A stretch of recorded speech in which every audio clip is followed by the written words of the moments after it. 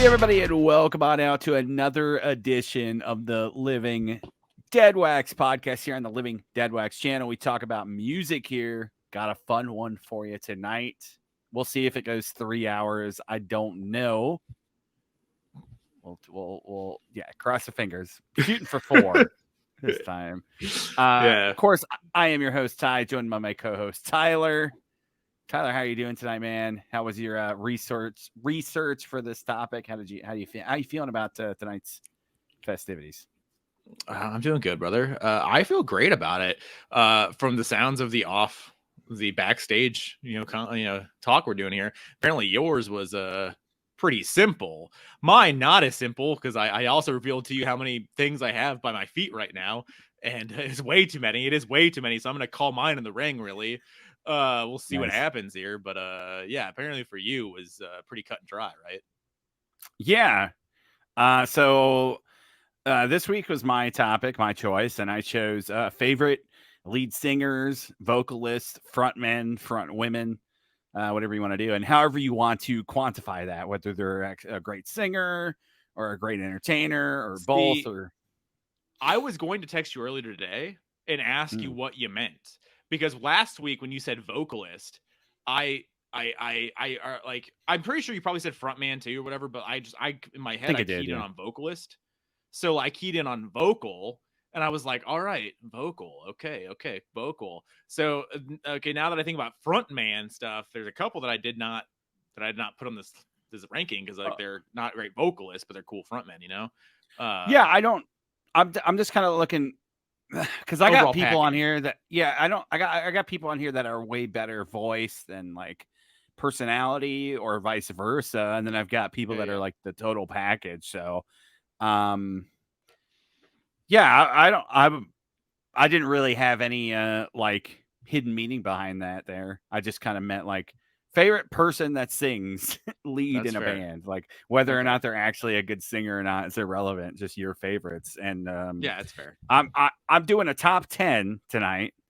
I told Tyler to do the same, even though he brought a lot more. But so I'm doing a top 10 and I ranked them. I actually ranked them in order. This was an easy one. It was because I got like 10 names or like really quickly. And then I was like, man, I forgot this person and this person and this person. And I'm like, I'm just sticking with my 10. They came to my mind for a reason first. Yeah. So I'm just going to stick with my gut here and not overthink it. So I knew for you, the entire time I was making my list today, I was like thinking about it and I was like, all right, going. And I was like, Ty's got a shitload of like, because again, I was doing vocalists. I was like, and I was just doing vocal. And I was like, Ty's got a shitload of like killer vocalists to choose from like his favorite bands. So I was like, I could probably guess. I probably can guess most of the 10. I couldn't necessarily maybe put all of them in order, maybe, but like I probably have like 20 that you could put on there for your favorite people. Like there's an S-load that you left out. I think there's maybe two options here that I have on the list that you couldn't get. I think the other ones you could definitely get, and a lot of them you could probably get first try. So two are wild cards. Yeah, but if you did watch like our top 10 favorite bands, like this is probably going to be treading some of the same water. We also did top 10 favorite guitar players, so some of that might be treading the same water. But I would like to run through it, do bass players, maybe do drummers, keyboards, let's get. So. Wait till I get a little deeper on the prog stuff to get some more keyboard players, Yeah, we did. We also did lyricists as well, which some of that might come into play also. But specifically talking about their either vocal ability, frontman, frontwoman ability, entertainment ability, just what you appreciate about them. I picked 1 or 2 records by them that I thought were their best performances. Okay. Like their best vocal performances. So, and or stuff that I hadn't talked about ad nauseum. So, but anyways, guys, if you do like music and physical media, vinyl related content, hit the like button, subscribe, comment down below. Love to hear about your favorite lead singers, vocalists, frontmen, front women, what have you. Let us know. Sound off. But anyways, let's get it going here. So Tyler, if you want to start with your first choice, let's see what you Let's got. do it. Also, question: do you think we're gonna have any crossover?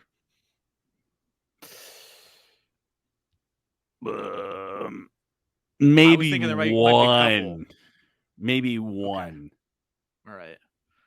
Because I still pulled them. Okay, because I did not pull certain things in my head consciously. It was like, because Ty definitely has this dude on there. So I thought there might be two. And like maybe you can think about the two are, but I honestly if they're don't not, know who that. I honestly don't know who that would be. So I'm really curious. Maybe afterwards we'll do a okay, little yeah, rundown of who you think I'm missing. Hour 6, we'll go into like who could have been on the list, and we'll do that. So Exactly. I got you. Yes. Yeah. Okay. Fair enough. The honorables All of right. the honorables. Yeah, Guess my honorable mentions. 100%. All right. So we've talked about this band a little bit here. And I didn't think that Ty would have this guy on his list, but if he did, I wouldn't blame him, obviously, and I would buy it. I would accept that, obviously, because it's on my list. Okay, so for my money, we talked about it a few episodes ago. I think I mentioned this man's name as being, for my money, one of the best vocalists and frontmen of his era, and that would be one Sebastian Bach. Sabs. Yeah. Somebody I didn't think about, but I'm like, this is my favorites of my favorites. So yeah. See, I did not rank these. These are just dudes, women, men and women that I just pulled, and I was like, I like this dude's vibe, the voice, like the whole thing. But a lot of this is vocals, so I did maybe key in too much on the vocals. But for my money, Sebastian Bach in this era, like, and supposedly, like, I've seen videos and I thought it was a little rough, but I don't know, hearing things, whatever. But in this era especially, his vocals were perfect. For the entire run of Skid Row, he didn't really have like a bad year, really. Like I've seen live videos from all 3 records, and I've been impressed every time. He didn't really lose it, and because he was a young dude, I think he was like 20, 21 when he got in the band, so he was still a kid. And hearing him this young and going on tour or whatever, and still able to hold every note every night and just shred his vocal. Like, it's insane. It's really fun. He has a great voice, very recognizable voice. I think that he has a pretty good range on his voice too, and like ability, because it gets a little more gruffer, obviously, and more aggressive in the later records. But even because he's a pretty guy, he's obviously a very pretty man. So he had both things going for me. He was a good front man, and he had good stage presence. So, like, for my money, I think Sabs is definitely one of the best frontmen of the era and of all time. I really want to say that. That box set too that you have and I have, that has the that live set in there too. Really good. It does indeed. Yeah, it's really good. I mean, it's kind of played out, like, to say this, but like I think a lot of people get paired to this guy, but like, for my money, man, like, that's a pretty good, like, late 80s, early 90s. Like, he's probably the Robert Plant of that era, man. Yeah. Like, I think that's a really good comparison for Sebastian. And honestly, too, like, I know he's like a ridiculous person, but I love everything that he's like. Whenever he shows up in a documentary, like, he's just such a fan and still appreciates 100%. Music.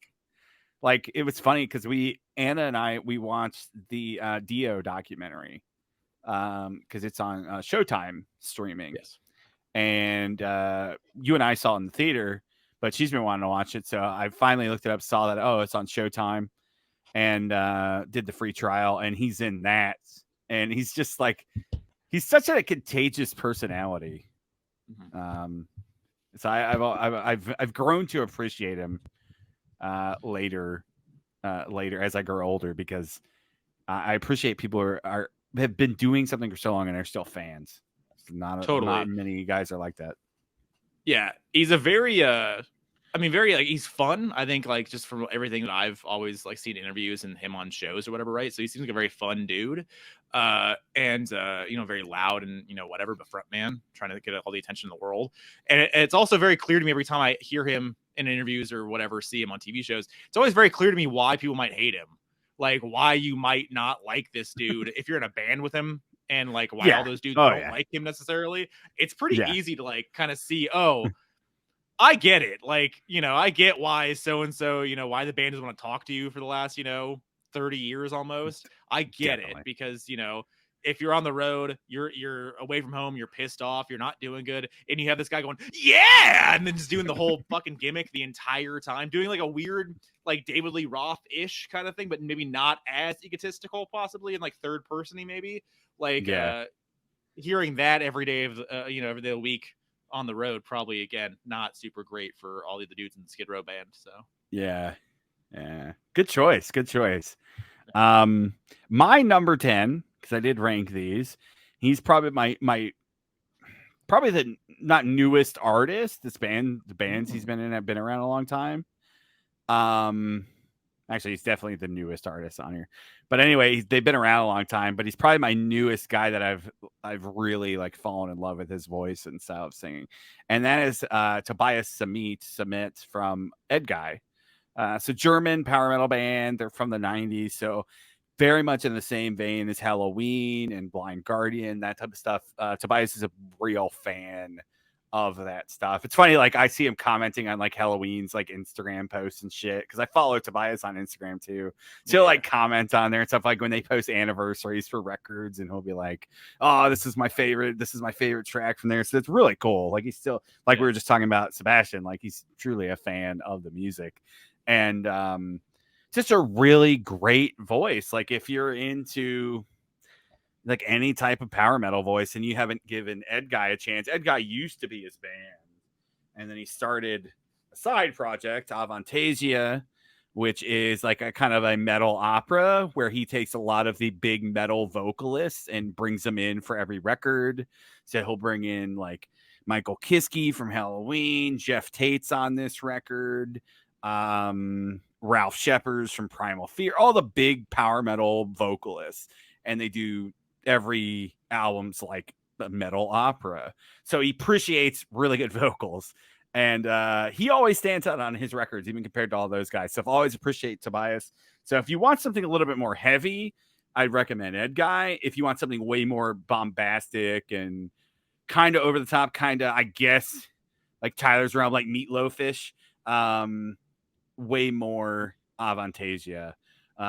It's way more operatic and kind of like a play, like kind of musical-ish stuff. Still pretty heavy, but Edguy, I definitely like Edguy way more, but his vocals on both of them are really, really stellar. And yeah, I don't this is a live set that I have. It's really cool. And yeah, just really good, clean vocalist. You know, power metal, you're gonna have that soaring vocalist over the music. You have to be able to hit those notes. And like, you know, I've been an Edguy fan probably like the last 5 or 6 years, and like the last year I've really dove in more. And yeah, I've loved everything I listen to, dude. I really like the dude as a person. Seems like a really cool human being. And like anytime I watch live footage of them playing the big metal fest, they always nail it. So yeah, Tobias from Edguy and Avantasia comes in at number 10 for me. Ooh. All right, so fair enough. I definitely wouldn't have nailed that name, but I see what you're saying. I because I think there's a few, because I think you did a pickup for that Avantasia possibly at some point. Yeah, I did. Yes. Yeah, that record came out like end of last year, early this year. I can't remember. Okay, so there we go. Really good record. Yeah. Yeah, he's really good. And I like the fact too that he appreciates his history and, you know, like where his band started and his influences. I've always loved that shit. So yeah, he gets bonus points. All right, love it. All right, so from that I go to somebody that I'm a big fan of. Her earlier stuff more than her current stuff, but I still check out every record. I still check out every song that kind of comes out and see what the feel is, and then, you know, kind of go from there. But somebody that I've always been very stoked on, just based upon her voice and her vocal performance and her overall just career vibe that she wants to put out there, and her records always change. That's gonna be one Miss Lady Gaga. Gogs, I think, has a lot of different eras. I think that she's a fan of a lot of stuff, and I think that comes through in her records. She can go from super poppy dance music, and then she has obviously the records with Tony Bennett, just straight vocal, jazz pop, or pop numbers, if you will. It's just really impressive in her stage performance. Every tour, she changes it up and does other weird, crazy stuff. She has characters and things she brings out. Just pretty nutso. What she's able to perform and deliver and perform on stage or whatever. She always gives it her all. Super stoked on her, mostly as a person. She hasn't done anything too crazy for me. I know the meat suit thing was a long time, was like a meme that like people like I did remember or whatever. that. Yeah, like I remember that, like, and I was like, that's gnarly. Like, I immediately just thought about the smell, like, more than anything else. I was like, shit, that's a bad time. I gotta sit next to her at the VMAs or the Grammys or whatever it was, and she's got meat all over. This is not a good deal. But It's very black yes, metal of her. very black. I want to say me and you have had a conversation maybe in the moment about that, and then we talked about like the black metal bands that do like the Pigs and stuff or whatever, right? This record, Born This Way, this is probably my favorite record she did. It's, I mean, for my money, there's a S load of songs on here, but it's stacked with singles. So Marry the Night, Born This Way, Government Hooker, Judas, that's 4 of the 5 for side A. And then you have Hair was a big song. Heavy Metal Lover, you had You and I and Edge of Glory finish it out. Like, those songs were all huge singles, and the videos were always super cool. And she also always did, for most of them at least, she did picture disc 7 inches that were pretty cool with all the artwork and stuff on there. So I managed to pick a lot of those up in the moment, and now a number of those are $1 billion. So, it worked out. But and I don't have all of them. I wish I did. But yeah. So anyway, Gaga. Her most recent records, again, not super in on necessarily, but the first 3.5 or so, I'm a big fan of. So there you go, Lady Gaga, good stuffs. Now that you picked her, I could have probably definitely guessed that. It's weird though. I've considered do you pick her more for her voice talent or her being an entertainer? That's a hard thing because her voice is killer. Okay. I think that she showcases that a lot on the Joanne record. Because that's the give me one reason to stay record, like a song. Like, that's a big vocal piano song. Give me one reason. And so her voice is killer. I think initially, especially, it was just her presentation, because and it wasn't just the painting of the face or whatever, but it was a lot of a Bowie vibe. She's a massive Bowie fan. It was very clearly evident that she was a massive Bowie fan, and she did, the lightning bolts or whatever, right? And so, like, I picked up on that, pretty quickly, and I was like, I'm in on this. And then, but initially, I think it was just her vibe, overall stage, whatever, persona, I suppose. But her vocal, definitely was, once that it really came into her own, like, and it really showcased that she could actually sing and kill it. That was even just more so. I was all in. Liked it. Gotcha. Also, you mentioned Meatloaf earlier with Avantasia. Did not put Meatloaf on the list, not because I've talked about him 4 times, because I definitely have. Just forgot. But honorable mention, Meatloaf, R.I.P. Miss you, Meat. Would have been on the list. I figured he'd be, definitely be on your list. Yeah. I know. I just did a very generic list. Like, these are my 10. I was very like, these are definitely my 10. I wasn't trying to like Tobias. Maybe like the 10 was like the one I'm like, this is my underground pick. But the rest of them, I'm like, people are going to see these coming most likely. If you know me. Okay. If you've been watching episodes, or, you especially. So my next one though, I'm going to cheat. I'm going to do a twofer within the same band. So I'm going to do Anne. Okay. All right. Were you going to guess it? Yeah, I was. Okay. I'm going to do Anne and Nancy Wilson from Heart. Obviously Anne. I think Anne's definitely the better vocalist, but Nancy's great in her own right too. I mean, Nancy sang on a lot of songs. She sang on the band's biggest hit, These Dreams off their self-titled album from '85. So Ann sang on a lot of the big hits from the '80s, or Nancy, excuse me, and then Ann really, I think the '70s, like that was really her time shining. I think both of them are great. And I think Ann's definitely has the more soulful, probably better voice. But Nancy's great in her own right, so I had to throw her in there. I couldn't just pick one because I don't think a lot of people realize that. I think if you're a casual fan, I don't think you realize that Nancy sings songs too, because their voices are fairly similar. Yeah, the tone is a little bit different, but they do have a similar voice. Yes, Anne is way more powerful and soulful. And you could tell, but I think if you're a casual and you just know like the big hits, like I don't know if you would catch on it. Yeah. But obviously Dreamboat Annie, classic. So many songs on here. Stellar. Self-titled from '85. I love all this stuff. I know some people don't like it. Little Queen.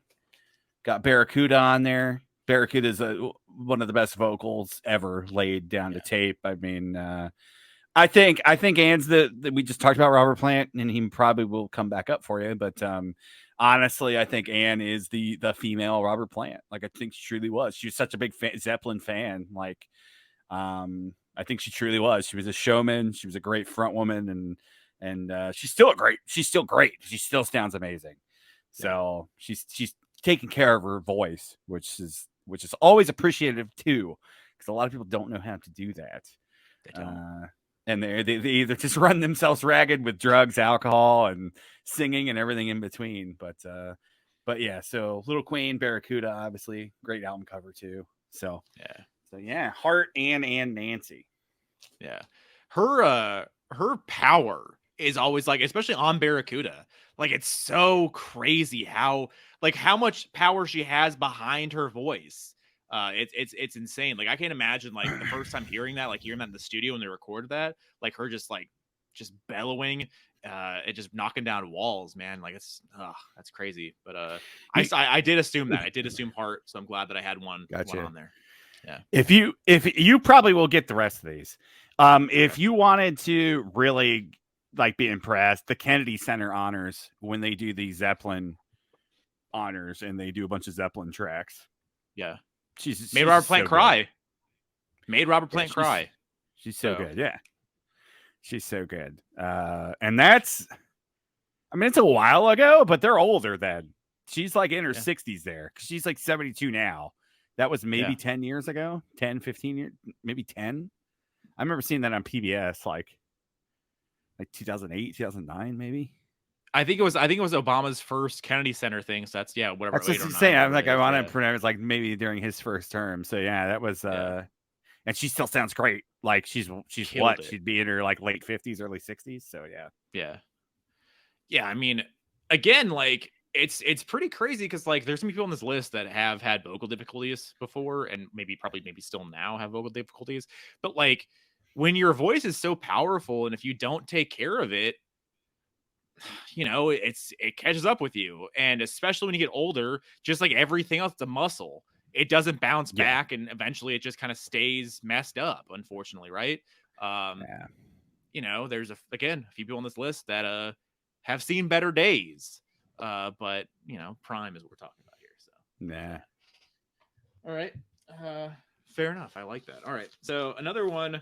So I'm gonna throw. I did try to pick a few that I haven't talked about here. So again, not true top 10. Make that clear. But whatever. Somebody always liked their vocal, and I guess didn't qualify last week because for side projects, because he just does solo stuff. Would a solo record be a side project? We didn't talk about that. Is he from a band? From a band. Is he more known for a band? 100%. I would have counted it, yeah, because didn't I do a solo guy? Did I do Bruce? Maybe I didn't.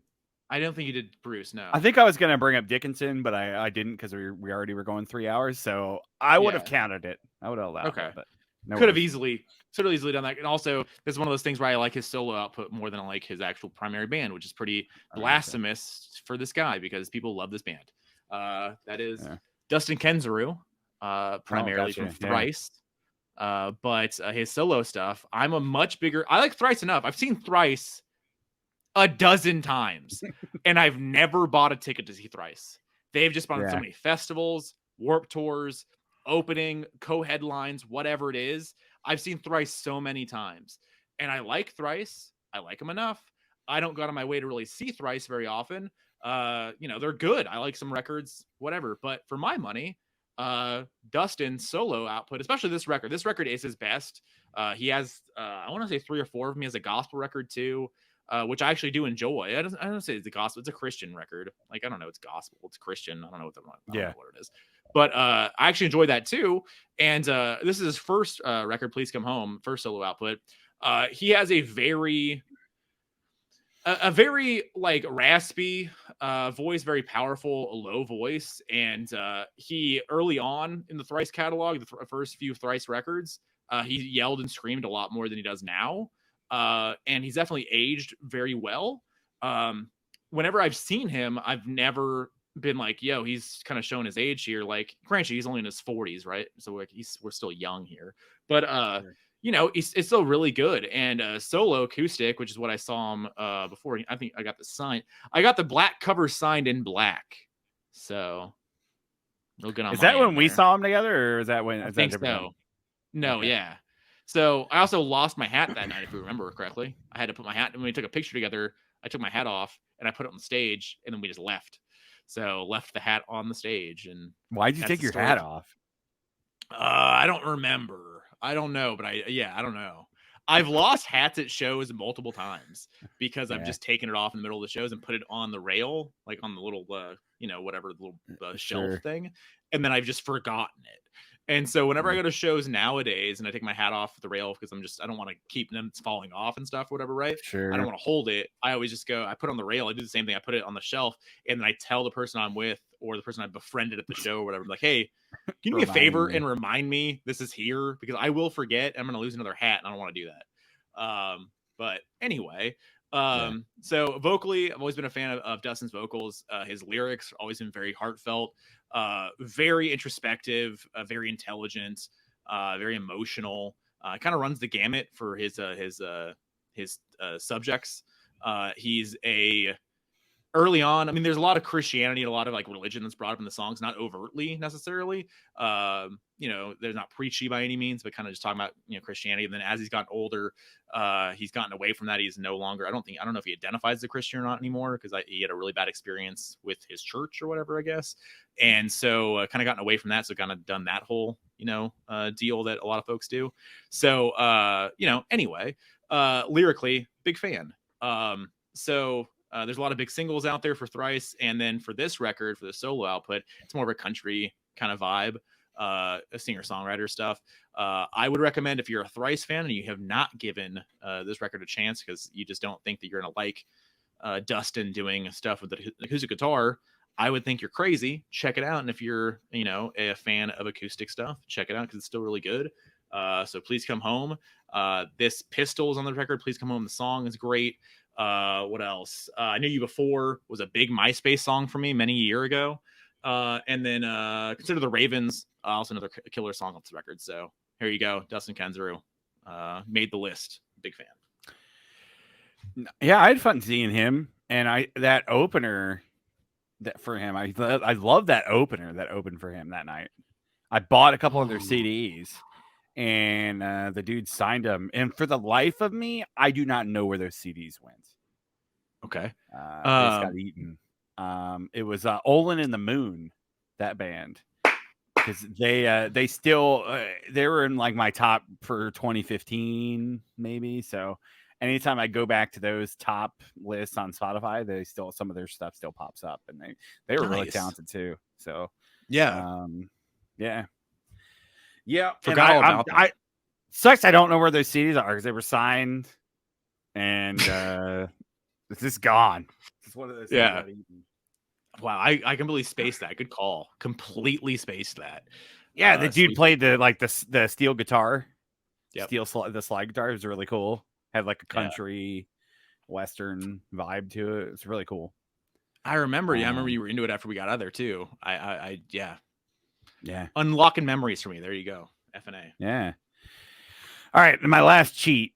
This is the twofer. Same band, though. Twofer. So I'll talk about the first guy first. Do you want to guess? Well, does this band have 3 vocalists at some point? Yes. I'm going to talk about 2 guys specifically. Okay. All right, so you know. I'll talk about Halloween, specifically Michael Kiske and Andy Darris. You know, Keeper of the Seven Keys Part 2. I pulled Part 2 because Part 1 gets jocked a lot, and I think I like Part 2 more. I don't know. This is a Kiske record, and you know, Halloween, German power metal band, the biggest one, and I would say, you know, if you're a fan of Maiden, really any of that stuff you'd probably appreciate, especially this era Halloween. So like mid to late 80s. But yeah, Keeper of the Seven Keys is a great vocal. I Want Out, that's their biggest song. Kiske sounds great on that. Eagle Fly Free. Kiske's like way higher register than Andy, who we'll talk about next. Way higher, more soaring, more Halford-esque vocals. So kind of picture that. Great record. There's so many good songs on here. Like I said, Keeper of the Seven Keys, that's the big epic, 13 minutes. He's excellent on that. Andy, who took over when Michael left the band, got kicked out, left, whatever. This is an Andy album, Master of the Rings. This is his first album, I think, with the band, if I remember right. And Andy is way more like grittier, kind of a little bit more soulful with his vocals. Both are really good frontmen too, really entertaining. We just saw them in Vegas.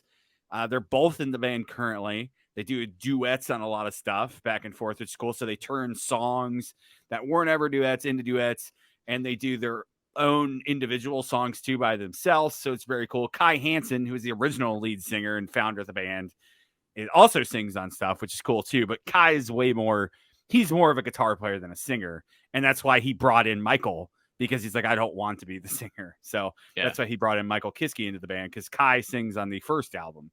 But anyway, Master of the Rings, this is a stellar record.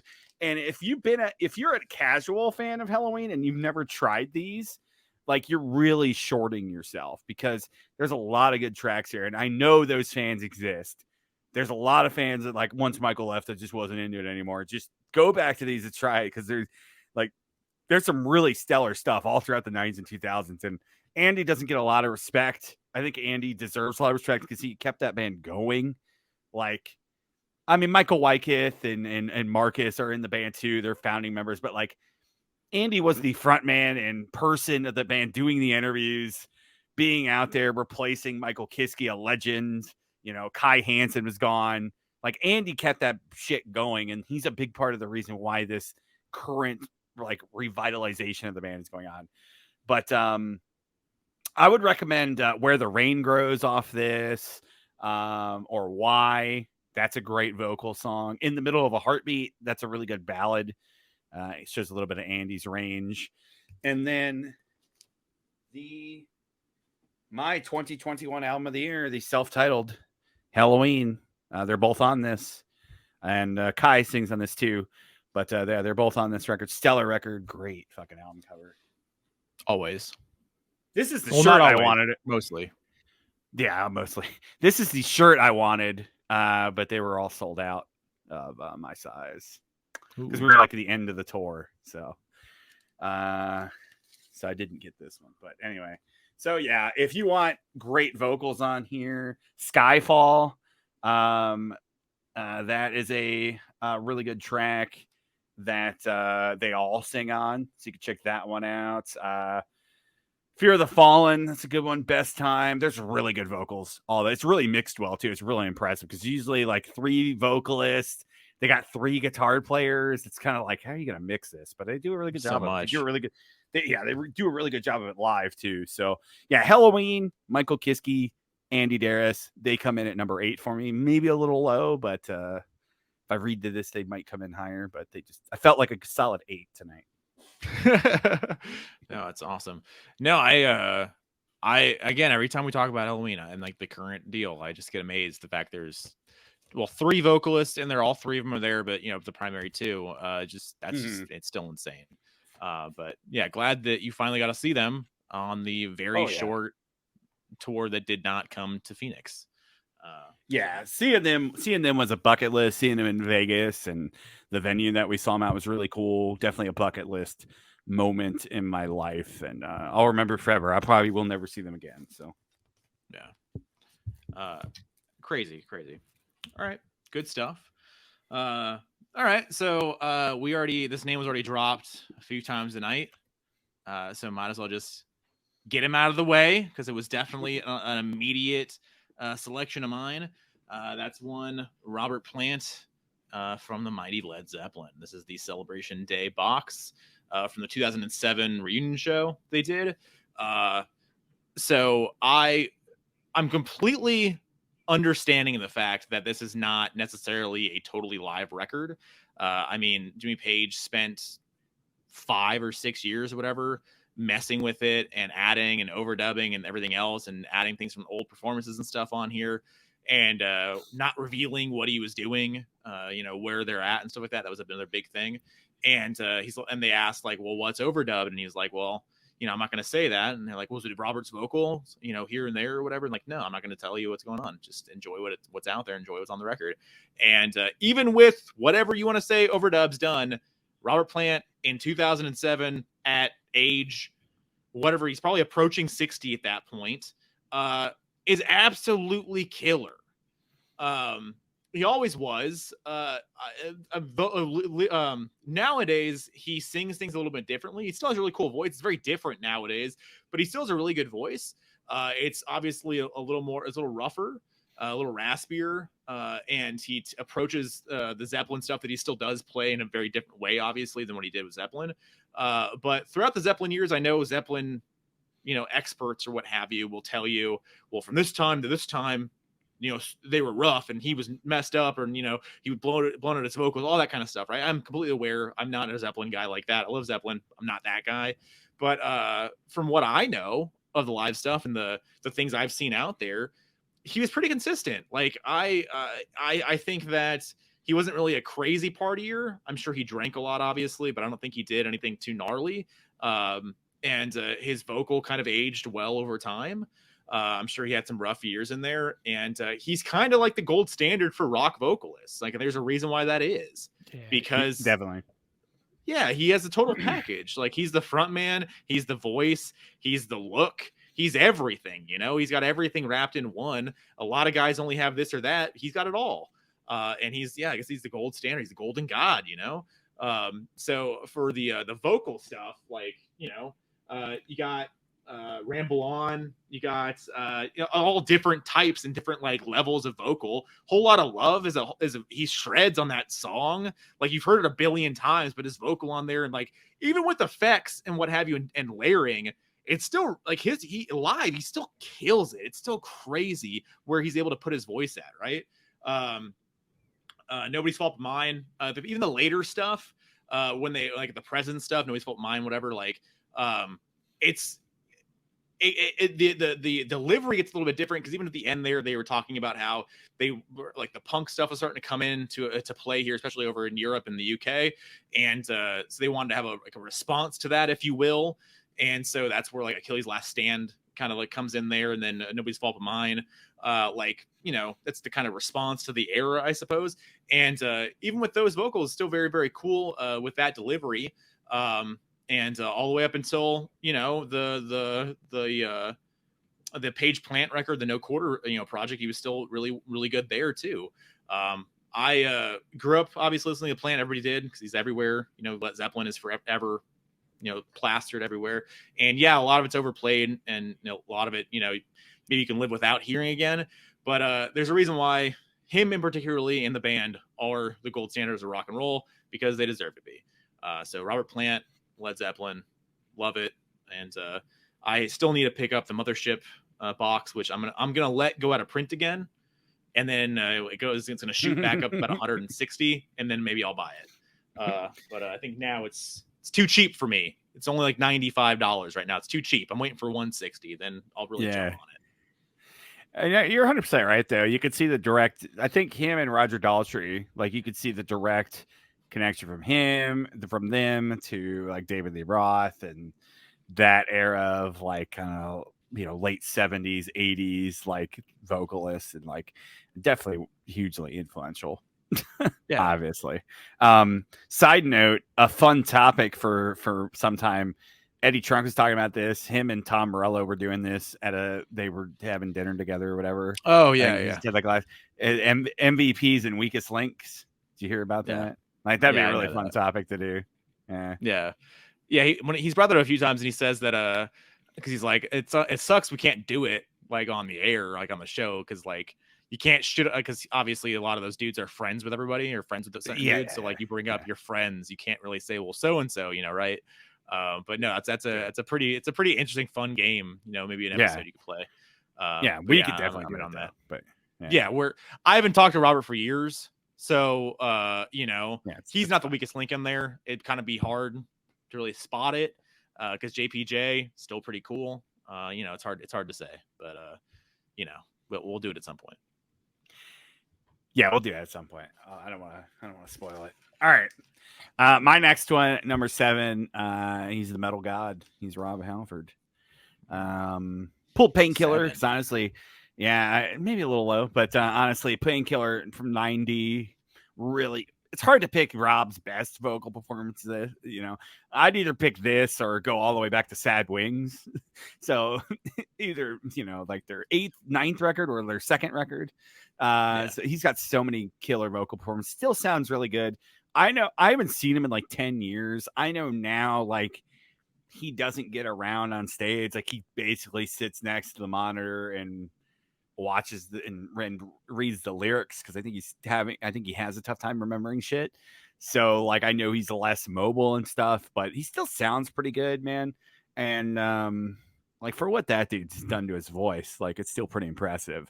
But Painkiller, man, I mean the title track, A Touch of Evil, Nightcrawler, like man, killer vocal performances. So definitely had to put the Metal God in the list, and he probably would crack maybe the top 6 or 5, but I think I have more of a nostalgic pull to the rest of the list. So I think that's why Rob comes in at number 7. No disrespect, but yeah, if you want to check out a sick Priest record, I mean, it's Painkiller. This record is so like, it's so weird. I was listening to it today. It came out in '90, and it sounds nothing like what they just did, because it sounds nothing like Ram It Down or Turbo. But it also sounds like too ahead of its time, because it's like too heavy for '90. Because you're pre Pantera, real Pantera, so you're pre like, it's really weird. Like it's in this weird spot because it's so heavy. It's thrashy at times, but it's even faster than shit Metallica and Megadeth and Slayer were putting out. Yeah, that's crazy. Like this record thrashes and they slay on this record. Like it's faster than Seasons, it's faster than Justice, it's faster than Rust in Peace. Like maybe not Rust in Peace, maybe it didn't slow down until the next record, but it's a really interesting record to listen to, because it's like right in between. It's like old Priest, but it's ahead of its time at the same time. It's really weird. Great fucking album. I know that's the that's the cool record to say, right? Or like maybe like because maybe it's not anymore, but it was like really underappreciated at the time, right? Yeah, I mean, it definitely was, because it's '90 and they're coming off a real low point. So like, and it's '90, and then kind of Seattle happens like shortly thereafter. So like, get lost in the shuffle time, and then Rob leaves. Yeah. So it's a really weird record because of that. All that it's stuff. kind of tossed aside just with all that kind of factoring. You're right. It's gonna just tossed aside because it's just like there's so much stuff going on and not going on immediately afterwards. It's kind of hard to pin it down. Exactly. So, fair enough. But great vocals, great vocal performances on that album. At 7, I really thought when I did the list in my head, I was like, I think Halford cracks the top 3 or 4. So when you see my top 3, though, you're gonna know. You're gonna be like, oh, okay. So I mean, I think there's a couple in there that I know these people exist, maybe, but I don't know their names. Is there any of those still left? No, you know all these people. Oh, I know everybody. Well. Okay, all right. You've heard all their music a lot. Yeah. So I was waiting for you to hit me with a Nightwish girl or like whatever. Taria or Floor or something. Yeah. And I thought about them, but they don't. I don't have a nostalgic pull to them as much Okay. as these other people. So I weighed that a lot too. So okay. Fair enough. All right. So something we've talked about before, and has recently, in the last few years, cracked into an obsession of mine a little bit, and constantly just want this dude to win at life and to be a little bit better than his brother, which he's been doing for a while. So it's pretty easy. It's going to be one Liam Gallagher from Oasis. I'm a big Oasis fan the last few years, gotten very much so into him, and especially into Liam's solo output as well. And they both sing, Liam and Noel. So I'm a fan of both vocals. Like, I really am. Liam's more than Noel's, obviously, but like what Noel does with the solo stuff is still pretty cool. And the few songs that he sings for Oasis are, like pretty iconic. Like Don't Look Back in Anger. And he sings the part in Live Forever. Like, it's still pretty iconic, his vocal. It's just Liam's voice is just so good. Like, it's very nasally, especially early. It's very nasally, but I can't get enough of it. Like, I think he aged very well. Okay, so I don't know if he's aged very well. There was about 10 years or so where he was pretty rough in the mid 2000s, from like the early-ish mid 2000s. It was pretty rough because what I did not know, I just thought it was coke, because they were partying a lot still, and so and he was just not taking care of himself, obviously, and drinking and doing coke every night. But he also has Hashimoto's disease, which is a thyroid disorder. I just learned this today. Did not know this. Okay. Yeah, so he's diagnosed with Hashimoto's, I want to say in 15. And that affects your vocal. And so it took forever for him to get diagnosed, I guess. I don't know if he went to the doctor or not, or they just thought it was nods, or maybe the absence of nods on his vocal cords, whatever, right?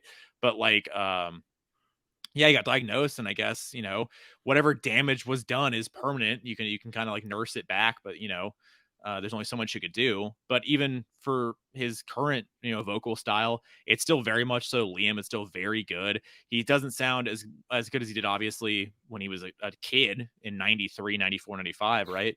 But he gets every bit of it that he can, being an older man now. He's just turned 50, and he still sounds great live. I watch a lot of live Liam stuff, and he kills it every night. Like, this whole last tour, because he plays a lot of festivals, especially over in Europe and South America, and they all, because they're smart and they're good music fans, they broadcast on TV.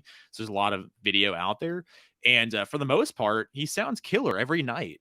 And he still drinks, and he still, kind of maybe does some stuff every so often, but he definitely takes care of his voice a lot more. He's a lot more active. He's always an athlete, but he runs a lot still now, even with arthritis in his hip. And, he's still doing really good. For my money, I think that, Supersonic, Cigarettes and Alcohol, Shaker Maker, like all these songs, like they're classic Oasis songs, Rolled Over, Lila later on. I think they all kind of deliver with his vocal, and I'm really into it. So for my money, Liam Gallagher, Oasis, definitely. If I was gonna do it like real, he would be maybe a little bit middle-ish. But he's definitely established himself in my life here. So Liam Gallagher, Gotcha. Gallagher, Oasis, FNA. I think it was him and Shirley from Garbage. They just did a show on Sirius on Lithium. Noel and her did the show. Okay, Noel, yeah. They also were here 2 days ago, and I almost bought tickets.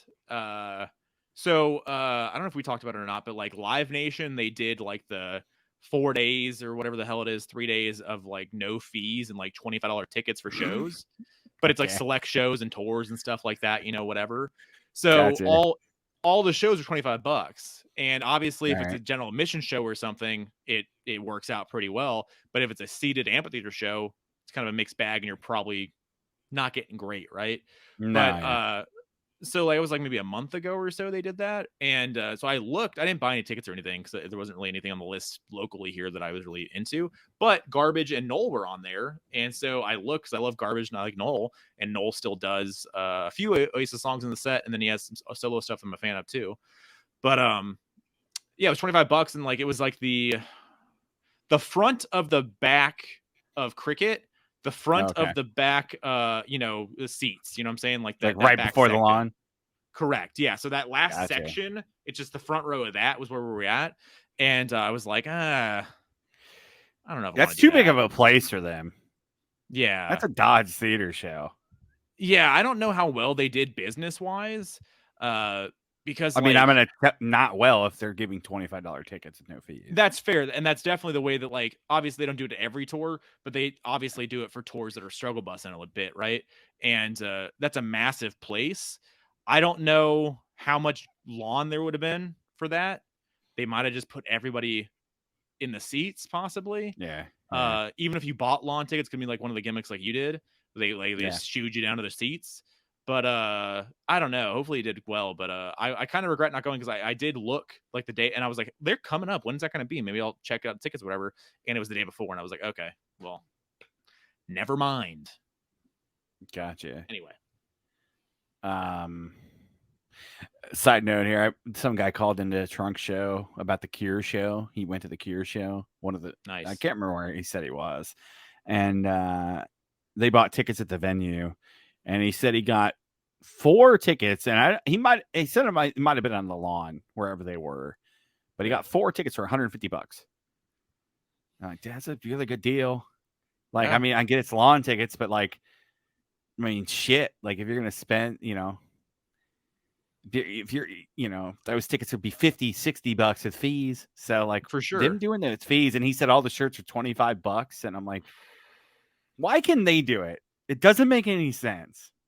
Because I mean it's just greed. I understand, but like, yeah, just, come on. They have the littlest bit of compassion for their fans, I guess, right? Like, I guess, it's still a lot of money. Maybe they understand that. Like, I'm not saying that Robert Smith is a trillionaire or anything, obviously, but like, he's probably doing pretty well, and they probably all are in the band doing pretty okay. So like, you know, they don't decide they want to, you know, bend their fans over any more than they already do, or they could. And we talked about it, you know, a few months back or whatever, but like them doing the fees and like pushing back on those and getting those refunded back to their fans, just insane. It's crazy.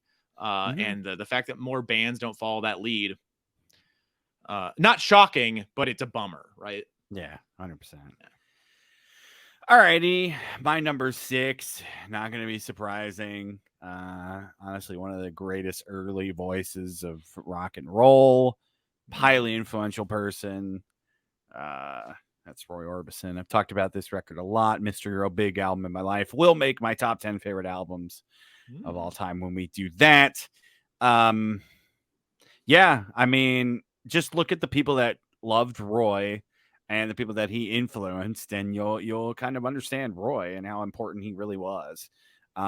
His voice is so powerful yet fragile. Like, he was goth before goth. Like, he was a dark dude and had a persona about him even before that shit was even real. Like, even before like even people consciously did that stuff. Yeah, Mystery Girl is a great record. His last album that came out. There is an album after this, but it's stuff that after he passed. But yeah, I mean, this is stellar. I mean, he's like, you know, going on like 30-40 years deep into a career at this point. And yeah, like, to me, this is his best vocal performance. You know, Only the Lonely too. Like, you listen to that early stuff, In Dreams, like all that stuff still sounds great too. Like, especially you listen to like a really good mix of that stuff. It's amazing how great that guy's voice was. And like I said, just watch Black and White Night like that. If you don't get it, like, you'll probably get it then. Like, just the dudes that are in his backing band and loved Roy. Like, yeah, there's a reason they loved him. And a lot of that was because of his voice. And it's just iconic, and it drew people in. And really, still to me, just one of the most underappreciated, underrated dudes ever in rock history. So yeah, Roy Orbison. comes in at number 6 for me tonight. Nice. I would have picked Roy on the list for sure, obviously. Yeah, I mean, I agree with you. I mean, there's a lot of covers out there that people don't understand are covers that obviously of his songs that, you know, maybe Tons. don't perceive that to be. Yeah, I mean, very influential. Everyone was a fan. People ripped him off or tried to rip him off. And yeah, him having like a weird, not weird, but a ambiance around him with the glasses and stuff, and just having jet black hair and the glasses covering his face, you know, whatever. Like that was definitely a vibe and a look that wasn't necessarily too popular back then. Like No. I think I've seen a couple people do similar-ish shit, but not in his way in that era. He definitely brought something to the table a lot of people didn't do, because a lot of people maybe were gimmicks. He didn't really. That was just him. It wasn't really necessarily a gimmick. It was just the way that he was. So maybe it's a little bit different, obviously. But F&A, Roy Orbison. There you go. Love it. Yep. All right. So somebody that came to mind, and if I was going to rank it, they would have gotten ranked pretty high, and very deservingly so. Somebody that has a legendary voice in my little scene of bands. That is one Jim Adkins from the band Jimmy Eat World. That's gonna be like Tom DeLonge. Oh shit, yeah, Tom's voice killer. Shout out tonight, they're playing here and people are there and whatever. So there you go. You paid way too much fucking money. There you go. The things people do with $1,000, I guess, you know, just shock you. But yeah. I mean, there was a guy that called in the trunks today talking about the might have been Monday or whatever, but anyway, he's talking about the meet and greets with Gene. Oh god. And it was $5,000 for 2 people, and he came from Canada. So they had a big meeting. No, it sounded more than that. Like you got to have dinner with Gene, and then he played like a private show, and like he hung out and shit. And there was other guys there. His band was there. He said he met Jericho there too. So it sounded like a cool thing, but it didn't include like room and board. Didn't include like food or travel. Like it was basically $5,000 to meet Gene and hang out with him. So like, I guess if you got the money, like that's what you want to do. Whatever. That's true. I mean, I don't know. He said he was really cool and really nice, and I'm like, I hope he'd be nice too. Like people are paying $5,000 a pop to fucking hang out with him for an hour or whatever it is. So no, yeah, 100%. I hope you are cool, because that'd be even worse, right? Yeah, I mean, he definitely seems to be the coolest dude among him and Paul. You know, the most down to earth. That's what the gimmick is. Yeah, oh, definitely. But, yeah. Sorry, so, don't want to talk about Kiss. It's just you mentioned what people pay for, so. Yeah, fair enough. Yeah, so Tom DeLonge. But no, okay, so Jimmy World. So one of my favorite bands of all time, obviously. Jim's vocal is definitely a selling point of the band. He has a killer voice.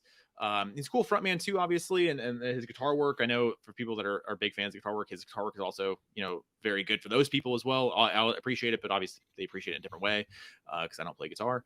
But I dig it. Him on stage, he kills it every night. He sweats buckets and buckets and buckets every single night.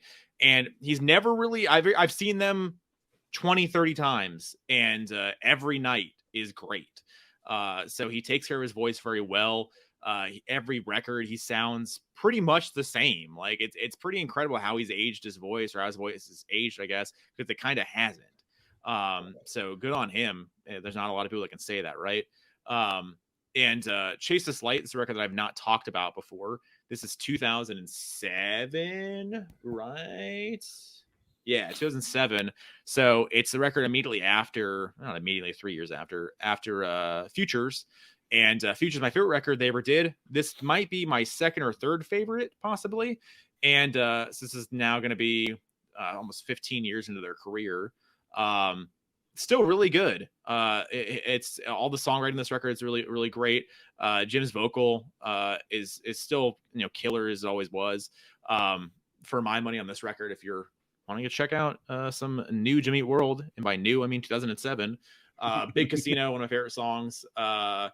Carry You, a killer song. Dizzy, Chase This Light. This whole record I think is really underappreciated in the catalog because it's Clarity, Bleed American, Futures. So that 3 is every one of those records is legendary to somebody, and they have all of their legions of fans. Like people like all of them, but like each record, gets their own little cultish following, right? And for my money, I think that Chase This Light kind of holds its own there as well. So whatever.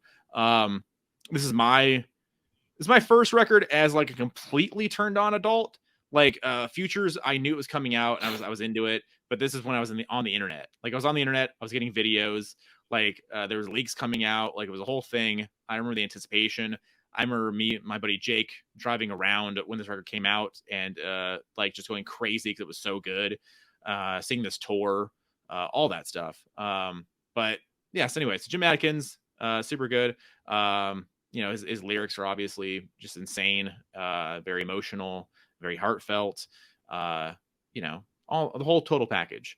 If I was to rank this, probably top 5 for vocal frontman, whatever, because I was looking at it through that prism a little bit more than anything else vocally, but even as a frontman and the whole total package, I think Jim's pretty iconic in the scene. So there you go. Jimmy Eat World, Chase This Light, Jim Adkins, whole thing. I would say, way more about that stuff than I do, but I would say it's a pretty recognizable voice out of bands from that same era. 100%.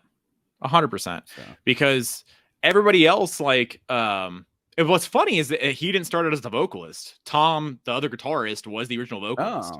Oh, okay. And then halfway through Clarity, their second record, third record, but second record, they decided to put Jim on more vocals than what they had previous on Static Prevails. And Jim took over full time, 100%, with Bleed American. So that was the first record that he sang every song on. And, he's the iconic voice. There's a reason why they're like legendary, people within that scene, because his vocal never sounded forced. Everybody else kind of like did the whole really high nasally thing for a while for like the new pop punk bands and stuff. And that was never really that's never been his thing. Like he has a good register on it. And he never changed, and they never trend chased or whatever. If anything, what's funny now is there's like spots in their records now that like is heavier than anything they've ever done, and that's just because they're massive like 80s metal fans. Like they wanted to be Yngwie, like that was the thing. Like Jim, his whole goal is like it's just kind of like a little bit like Rivers, little bit that way. Like they kind of want, but he like realized very early like, I'm never going to be this guy. So I'm kind of, I got to just find another lane or whatever. Right. But like they're massive 80s metal fans and Metallica fans, whatever. And so they get a little heavy on the more recent records in spots. I wish they'd have a whole record of heavy. I got really stoked on some stuff that they leaked out there a little bit. It'd be kind of cool to hear a whole record of heavy, but anyway, there you go. Cool. I can go on forever. All right. I'm going to crack my top 5 here. So here we go. Probably one of the most iconic people on this list, definitely up there. As far as I think total package, frontman, vocal talent, ability, recognizable voice. As far as being like a spokesperson for the band, the total package. So let's talk about Peter Steele. Typo negative. Pulled World Coming Down just because I felt like I haven't talked about this record a lot. This record is very dark, very depressing. Like the people who probably came in from October Rust when they really blew up, and then this 3 years later are probably like, what am I getting myself into? Because it's a lot. It's way different than October Rust. Still same typo vibes, but it's a depressing, dark record. And I think Pete really shines on this record. Everyone I Love Is Dead. It's a really good vocal. Creepy Green Light's cool. Everything Dies. That's another really good vocal. Pyretta Blaze is cool. It's kind of like a ballady, kind of more upbeatish song. I know some people meme on it, but I think it's an interesting, different typo song. So yeah, World Coming Down, Peter Steele. Like as far as the total package, I don't think you really get much better. Like as far as like rock stars go. It'd be really interesting to know what would happen if Peter actually liked being a rock star, and embraced it. He embraced the lifestyle. but and the women and drinking and stuff. But as far as like really wanting to like embrace it and embellish it, what it really would have been, because he was very reluctant frontman and reluctant star of the band, and reluctant live player and shit like that. So yeah, Peter Steele, Typo Negative, had to make my top 5. Probably could have been higher on this list, but you're getting in the top 4. You're getting real nitty gritty. So yeah, Peter Steele. Yeah, funny you say it's a really down, depressing record by typo standards, which says something, dark, right? Dude. But yeah, I think did they ever do Headbangers Ball or anything? Because I know that was like kind of the tail end-ish. Okay, like if he leaned in a little bit more, like he could have hosted one of those shows. Like he could have done that, whatever. Like he could have hosted 120 minutes or some shit. Like he could have done that. Like his look and like his because I've seen the Springer. I've seen that, or it's not Springer, right? Yeah, he was on Springer. He was also on Ricky Lake too. Yeah. There you go. Yeah, I've seen those, and like he's a fun enough guy. He's just a dude, whatever, right? Yeah, if he leaned in and wanted to do that, it'd been really interesting to see how far that would have gone, and to see how far Typo maybe would have gone, and see how that would have progressed. But yeah, interesting cat, to say the least. Anybody that sells or poses, I guess, for nude photos to finance the band, they got a stamp approval in my book. Okay, if you're willing to put that out there. He's an interesting person too, because like he always said that financing the band, but I think he was a smart businessman too. Yeah. So and Peter knew like sex sells, like shock sells.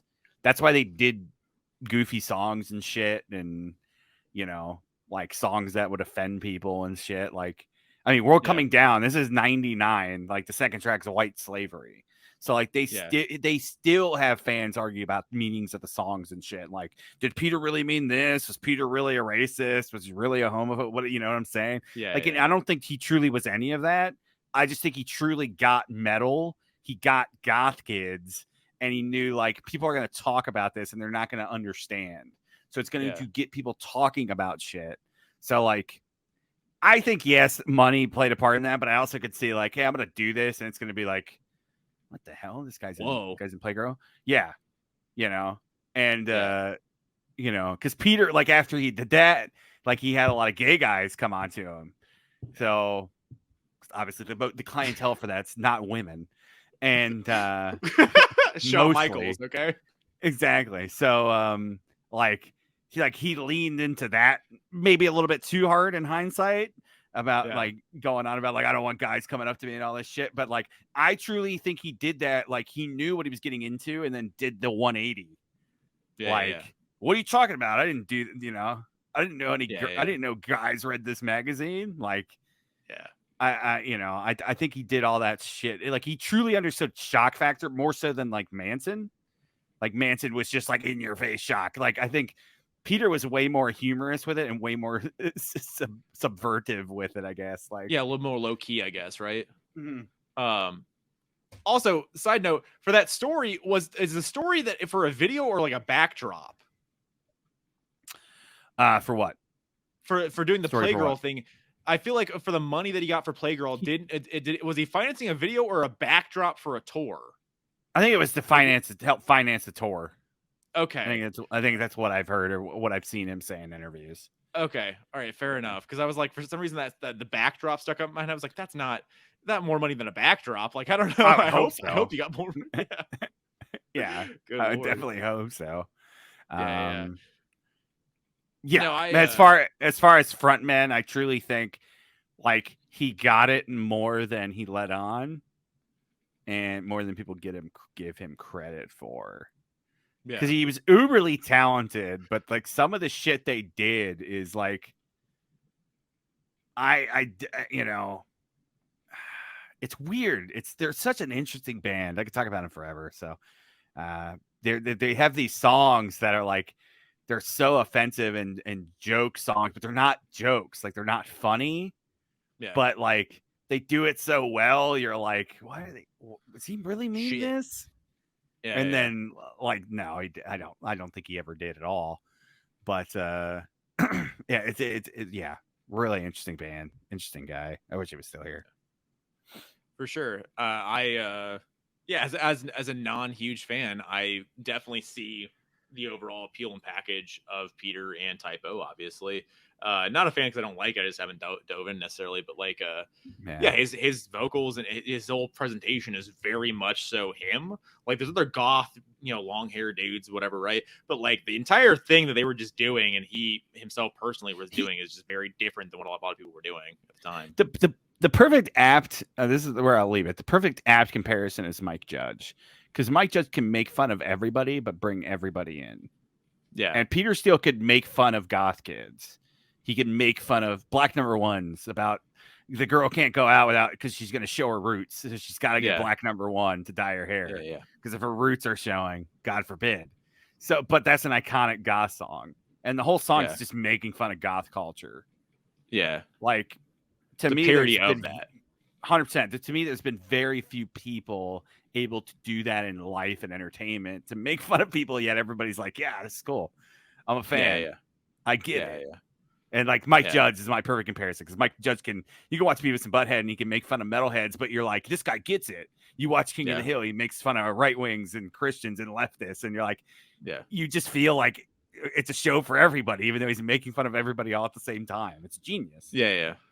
You're not able to put a thumb on what's going on exactly, which I guess is the goal. Put a finger on that. 100%, right? Yeah, 100%. No, fair enough. Dig it. All right, another iconic vocalist, frontman, one of my favorite bands of all time, and somebody that we are going to see in 4 months. October. FNA. The mighty Guns N' Roses and Axl Rose. Chinese Democracy. I had to pull it out because I pulled out everything else I own. So I gotta pull out something new. So Chinese Democracy, of which I actually pulled it out like a little bit for a reason, because Axl's vocals, grant you, it's whatever, it's advanced, and they did studio stuff for all the years, whatever, and he recorded over 10 years plus, right? So there's a lot of eras of Axl's voice in here, but I always thought Axl's vocal was always really interesting, because I think he can sound really, really good, but obviously he has the rough, raspy, just shredded vocal on everything. That's kind of his vibe, obviously, and that's why when he did the AC/DC stuff later on, when he helped out after Brian left or whatever for that minute, he killed it, because that was really up his alley, and he was able just to do that the entire time, which in hindsight maybe didn't do him all the favors in the world, because with the gun stuff, like there's obviously points that he struggles a lot. Like November Rain, he struggles a lot these days. Like he has good days and bad days, and like I'm still stoked to see Guns, and they're a dream band to see, because I never thought I would see the band at all, right?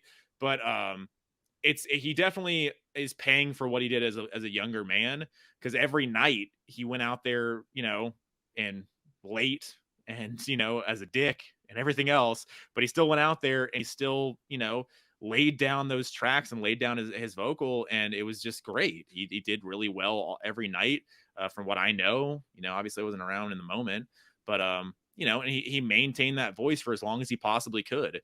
And even on this record, which again, over 10 years of recording it or whatever, and studio, help or whatever, still sounds really great. Still sounds really good. There's still a lot of good stuff on Chinese Democracy. Like I listened to it, I don't know, maybe like 6 months ago or so. And I've thought about putting things in, since then, for different countdowns and lists or whatever. And from this record, because I know like the odds of us talking about this record, unless we do a Guns ranking, which kind of is probably not going to happen because there's not a lot of meat on the bone there, we could, but but this record, for my money, it's not the best thing they ever did, obviously. And even with it being a Axl solo project, there's a lot of interesting songs on here. There's a lot of experimentation. There's a lot of twists and turns on this record that obviously were not in the previous band, because there's so many different people on this record. Like half of Nine Inch Yeah. Nails on this record. Like Tommy Stinson from the Replacements on this record. Like, you know, there's a lot of dudes from a lot of bands that are on this record in one way or another. And half of them didn't know they were on the record until it came out. Like, because there's so many tracks and so many things they recorded over that course of that all those years, they didn't know until it actually came out and they read it and they're like, oh, he actually used my guitar track. Okay, wow. Like a lot of that stuff happened. So anyway, I think Axl, total package. I think while not having the most pretty voice in the world, very iconic. He definitely, the music was perfect for what he was able to do. And I think that when you think about the late 80s, early 90s era, he's the guy. Like, I think he's the guy you think about. He's the poster child. He's the poster child for hard rock music at the time. And obviously Guns kind of fell out mid 90s, so they were never coming up against the Panteras. Like, not that they are the same kind of like whatever, but like that influence never really came into the band really. So like they never really had modern metal or modern hard rock at the time, contemporary artists, I guess, really to compete with. Because even with their own contemporaries, they weren't similar. Like Motley Crue, any of the hair band stuff, like none of that shit was Guns N' Roses. Like they were dirty weirdos. Like that they are a completely different, animal, right? But just going back to this record though, because we haven't talked about it before, would recommend checking it out. On here for me, Chinese Democracy, the song's really cool. Better is a cool song. IRS, Madagascar is cool. Catching the Rye. If the World, I think is I haven't listened to that. I think that's a killer track too. There's also a lot, something else we've never talked about it before, but there's a lot of stuff obviously over the course of 10 years that was recorded, and like hundreds of songs or whatever, right? And they're now kind of putting those out slowly with the current band, I guess, with two of them, with two of them, with maybe Slash on them, I guess. That's what we're doing. It's weird, but what I didn't know is that in the Guns community, it's out there, like 2 or 3 years ago, maybe a storage locker was purchased by somebody, and the storage locker contained CDs of hundreds of Chinese Democracy songs and sessions and stuff, and those have slowly been leaked out there over time. And I guess crazy, the Guns team is shutting shit down and stuff, whatever, but there's hundreds of songs from this era and versions and demos and stuff that are floating out there that I have not checked out, but I'd be interested to kind of see a whole thing if I ever found a link to something, download something. I don't download shit anymore, because why would I would download that and kind of check out to see what was going on here, because interesting. There's a lot of weird stuff from this era, and I'm sure there's a lot of stuff that we don't know about that was happening at the time. They were arguing more Eddie stuff, but I was watching That Rocks or whatever, and they were arguing about Guns and how Eddie was arguing that they got to do something because they can't just keep touring on they got to do a record sometime. And I know they don't, but anyway, they'll just keep selling out stadiums. Like, it doesn't matter. Sorry, I forgot all those iconic new Rolling Stones songs from the last 6 records they put out. Exactly. You just made a good point though. Like, if they really wanted to be dicks about it, he's got all this stuff. You could just release it and call it, oh, this is all new stuff. Yeah. And just lie. And literally just not even say it's from the Chinese Democracy stuff. And probably nobody would know the difference, because like that was such a long period of time to where like the songs are probably different enough to where, like, if they just redid the production and maybe put Slash doing some solos on them or something, like, you're not gonna know it's not Duff playing, or like that'd be really shitty of them to do. But I'm surprised they haven't done that. Like, be a really easy cash grab. 100%, but that's kind of like the criticism right now, because they had Hard School come out and they had the other one. What's the other one called? Whatever. I can't remember. Yeah, but they had the 2 songs come out, and that was it. That's the thing. That's because they're Chinese Democracy songs that they put Slash and Duff on, I guess, is what the gimmick is. But that's kind of the new Guns. So like they're kind of already doing that. There you go, absurd. Yeah. And like the 2 songs, I'm not really super huge fan of. I think that I would have changed or tweaked a few things about them to make them better for me. I don't know what the consensus is for the fan base, but from my money, I'm not really going back to him very often. And Absurd was like a really weird, like heavy, aggressive track, and I think Axl's vocal could have been better, but that's just me. Interesting. But yeah, so anyway, Well, Guns N' Roses, Axl Rose. Definitely a good choice. I mean, he's definitely an iconic frontman, and he's one of those love it or hate it voices. For sure. A lot of people love it, and a lot of people hate him. Mm-hmm. But yeah, good choice. I would see that coming from you. Now we're in my top 4, so here we go. Now we're getting to like the really like nut cutting, like what's actually kind of hard to rank them. Despite this current person's like life and like situation and the band that he plays with, and just like him just being a fucking weirdo, like he was always going to be on the list, and that's Jeff Tate.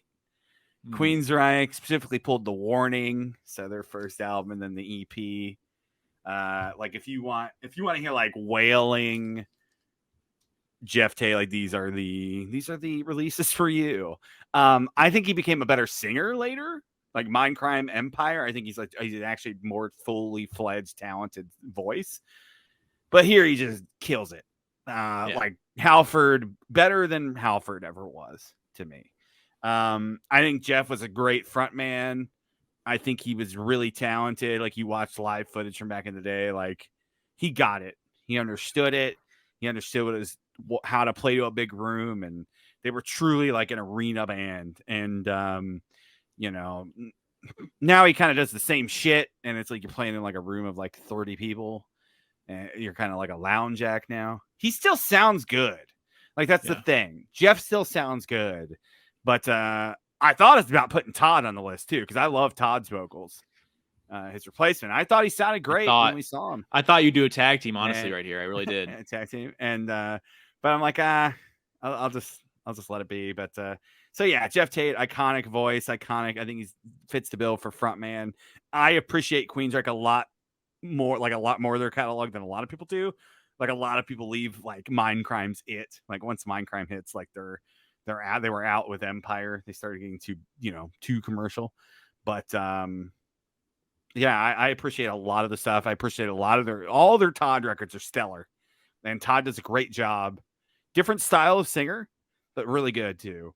But Jeff is still really good, man. I just don't like the band he plays with, and it's just weird. Like it's kind of like Vegas-y lounge act, the shit that he does, and like he's just a weird guy. And it's like, I don't know, man. But Jeff Tate from Queensryche, of course, is gonna be on my list, number 4.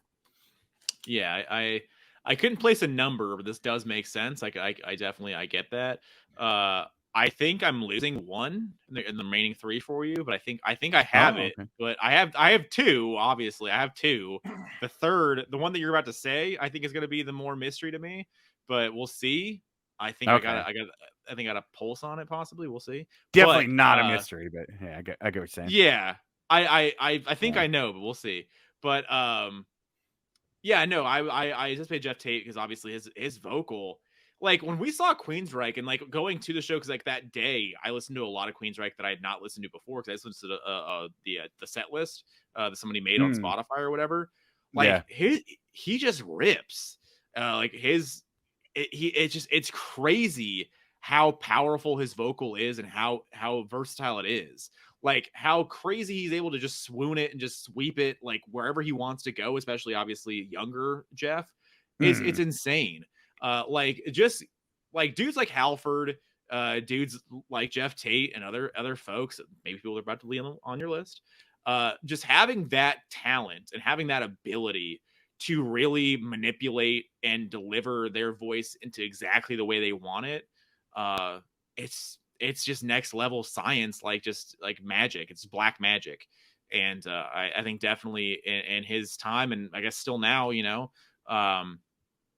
it's crazy that he has the ability to do that any of them do, but just having that talent and having that just like that physical ability, I guess, too. Yeah. All right. So next one I have here, a voice that I think is one of the most iconic of all time. I don't think he has the best voice, but for my money, this guy has maybe my favorite voice in metal, possibly. Okay. I see Ozzy Osbourne. Like Yeah. studio, Okay. live Ozzy. We're talking about something else. Live Ozzy is something else. But Yeah. studio Ozzy, I think has one of the coolest voices of all time. And even obviously going from the Sabbath stuff to the solo stuff, and even the stuff today, like I guess the last record's good. Still listen to it aside from like the one song that got put out. The singles are cool. I like the singles. Yeah, like studio Ozzy, still like whatever they got to do, still killer. Just his tone, the sound of his voice, his delivery on songs, his timing for a lot of stuff is impeccable. And obviously iconic because of all those songs for Sabbath and then early solo stuff and then into the 90s too. He has so many iconic songs from those bands, from those eras. It's crazy when you kind of like wrap your mind around that. Like there's a reason why his greatest hits like that I have is a double LP, and they could have put on way more than what they did. And probably more licensing issues than anything else. The reason why it is the way it is. But yeah. So this obviously Diary with hype sticker. Believe this is an original Ty Brown. Thank you, sir. Way back when. This is yours, right? No, I don't think so. Maybe. I'm pretty sure this came from you. I could be lying to you. I'm pretty sure it came from you. What? What's the hype sticker say? Diary. Hype sticker says Diary flying high and over the mountain. Yeah. Those are the songs. Really cool. Yeah, and then I think Flying High, that might be one of my favorite vocal performances on a studio track ever, because it's just his vocal just sounds so cool, and he's able to just go up and down, up and down, up and down the entire song. It's crazy. It's like a mountain, man. The intro to that song is sick. The drums. Yeah, that song's cool. 100%. Yeah, so Ozzy Osbourne, all the eras, all the songs, all the sounds. One of the most iconic vocal or guys of all time, frontman, whatever. His whole vibe obviously is legendary. Just Ozzy Osbourne. Ozzy's a brand. And a lot of people don't even know his music at this point. Probably they just know Ozzy from commercials and from TV and from other stuff and from Sharon, I guess, too, right? Like he's your mom knows who Ozzy Osbourne is, and it's not because she's the age that she is. It's just that your sister does. Like everybody knows Ozzy at some point. So he's just a brand, and he's bigger than music for a lot of people. So there you go. Yeah, great choice. I appreciate Ozzy. I'm not an Ozzy lover, like some people are. But you have allegiances to other folks in that band. you have folks you'd rather have. Yeah, very true. But yeah, like I always appreciated Ozzy ballads. So like Goodbye to Romance, Dreamer, that's all Down to Earth. Mama, I'm Coming Home, obviously. I think maybe No More Tears is maybe my favorite vocal performance of his. So good. Like a lot of that record, he sounds really stellar on. Shit, man. Even Black Rain, the Free Fest album. There's some really cool songs on that. And one of the ballads on there. What is it? Here for You, really good Ozzy ballad. He always had good ballads. Like he has a good voice for ballads. Like I don't know why, but yeah. Ultimate Sin though. Ultimate Sin's a great fucking record too, man. And even back changes when they did that, like that's just him. Yeah. Like just his vocal. Like it's just him and the piano. Like it's all it is. It's so good. God, man. Yeah, obviously very iconic, and I mean, not a great vocalist, but an interesting voice, very iconic, recognizable, and total package as far as frontmans go. Like he had the image, and I always like it funny when Ronnie made fun of him, and he's kind of like, or maybe Ronnie wasn't making fun of him, but somebody was making fun of him in the Dio doc about how like at the end the Sabbath, like he's just kind of bouncing and clapping around like a penguin. Oh yeah, he was so out of his mind. But yeah, I mean, whatever. It all worked out for Ozzy in the end, right? More so probably than anybody else. but in that whole situation. Yeah. All right, here we go. Top 3, baby. Here's the one you probably didn't see coming, and I don't know why. Yeah, I mean, he's the voice. I think he's the best metal vocalist of all time. I don't think he's the best metal frontman. I think he's a great, iconic frontman. Okay, never mind. But let's go with a little Ronnie James Dio, Rainbow Rising. This is required listening for anybody who's into hard rock, classic rock, metal, whatever. Just listen to Stargazer. That's, Ronnie blows you away on that. And then as far as his solo work, I'll pull Last in Line. Just picked this up recently. The title track, man, iconic. We Rock, obviously the opener, really, really great vocal on that too.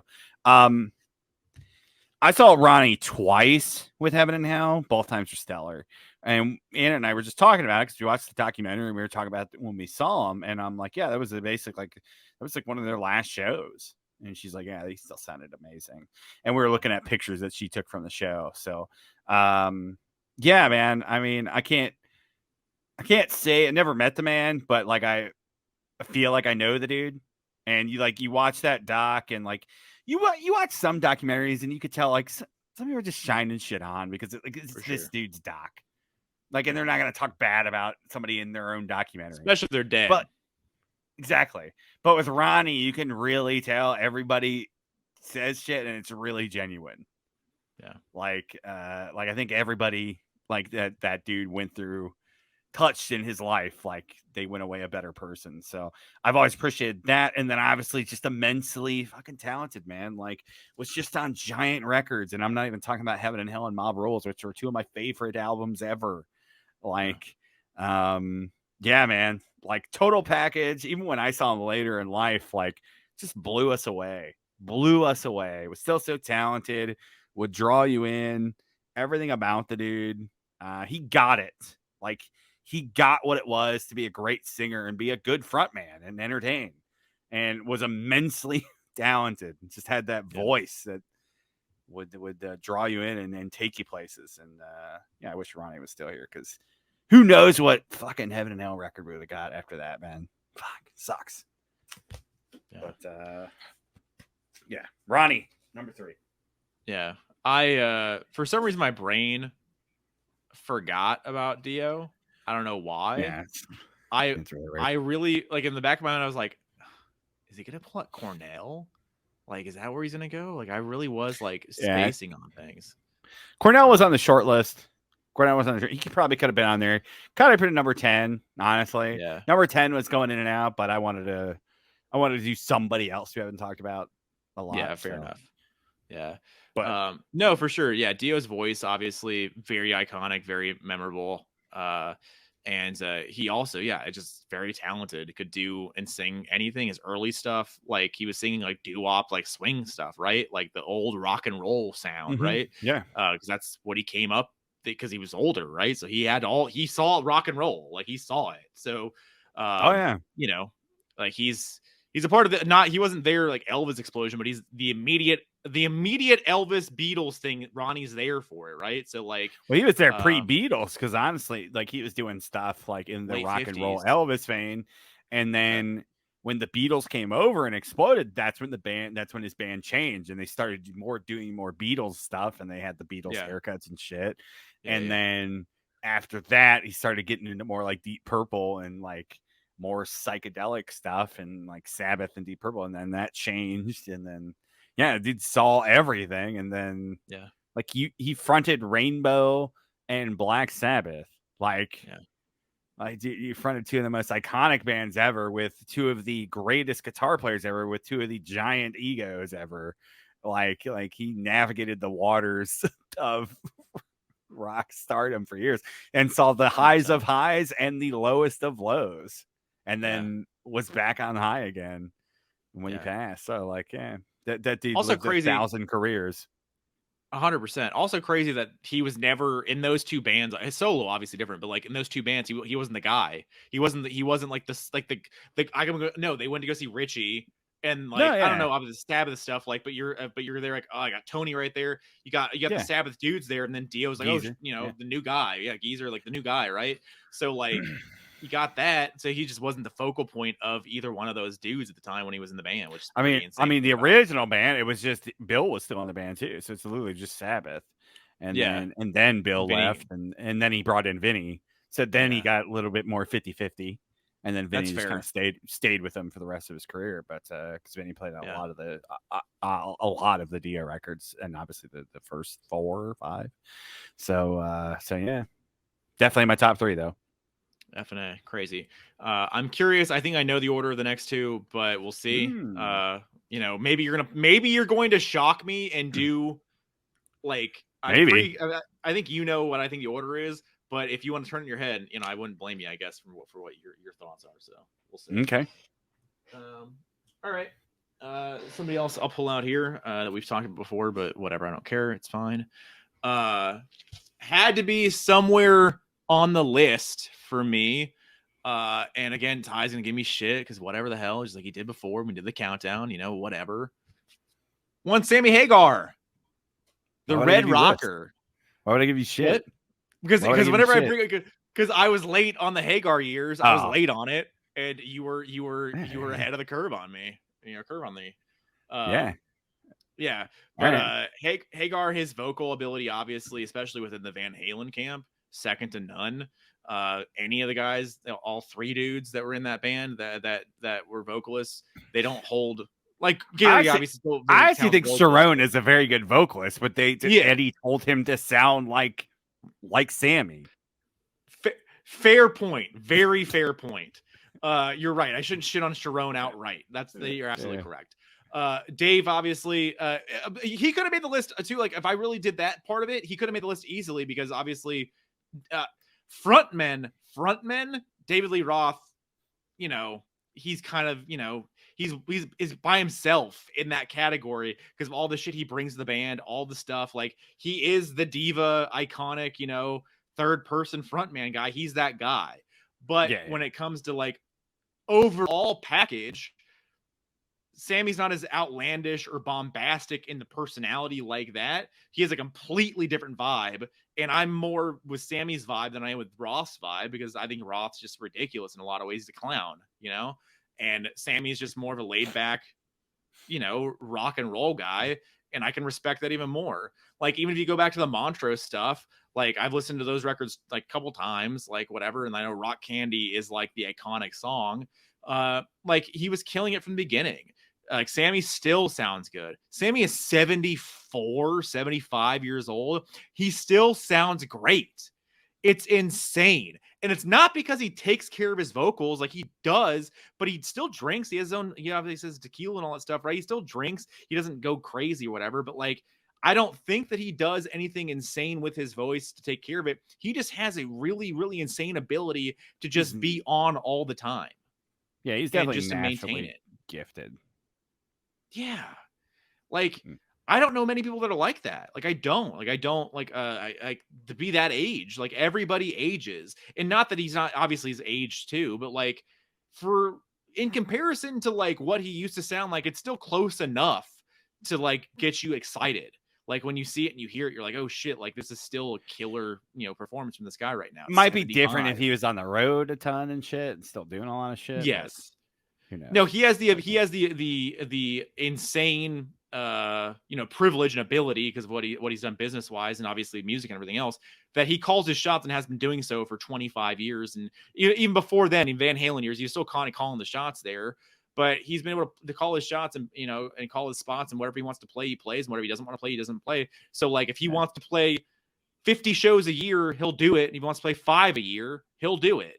Like it's just what he's been doing forever. And I've watched the live stuff. They did the live Pandemic performance a couple of years ago, and still sounds great. I saw a video of him 2 weeks ago get up on stage and do a acoustic number with like a band that was already there or whatever. Still sounds killer. Like he's just a really cool dude.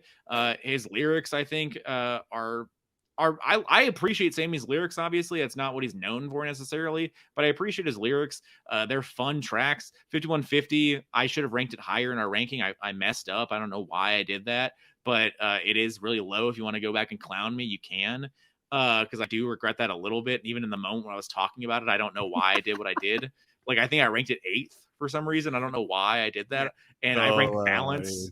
I ranked balance higher than 5150, I want to say as well, which I don't know why I did things.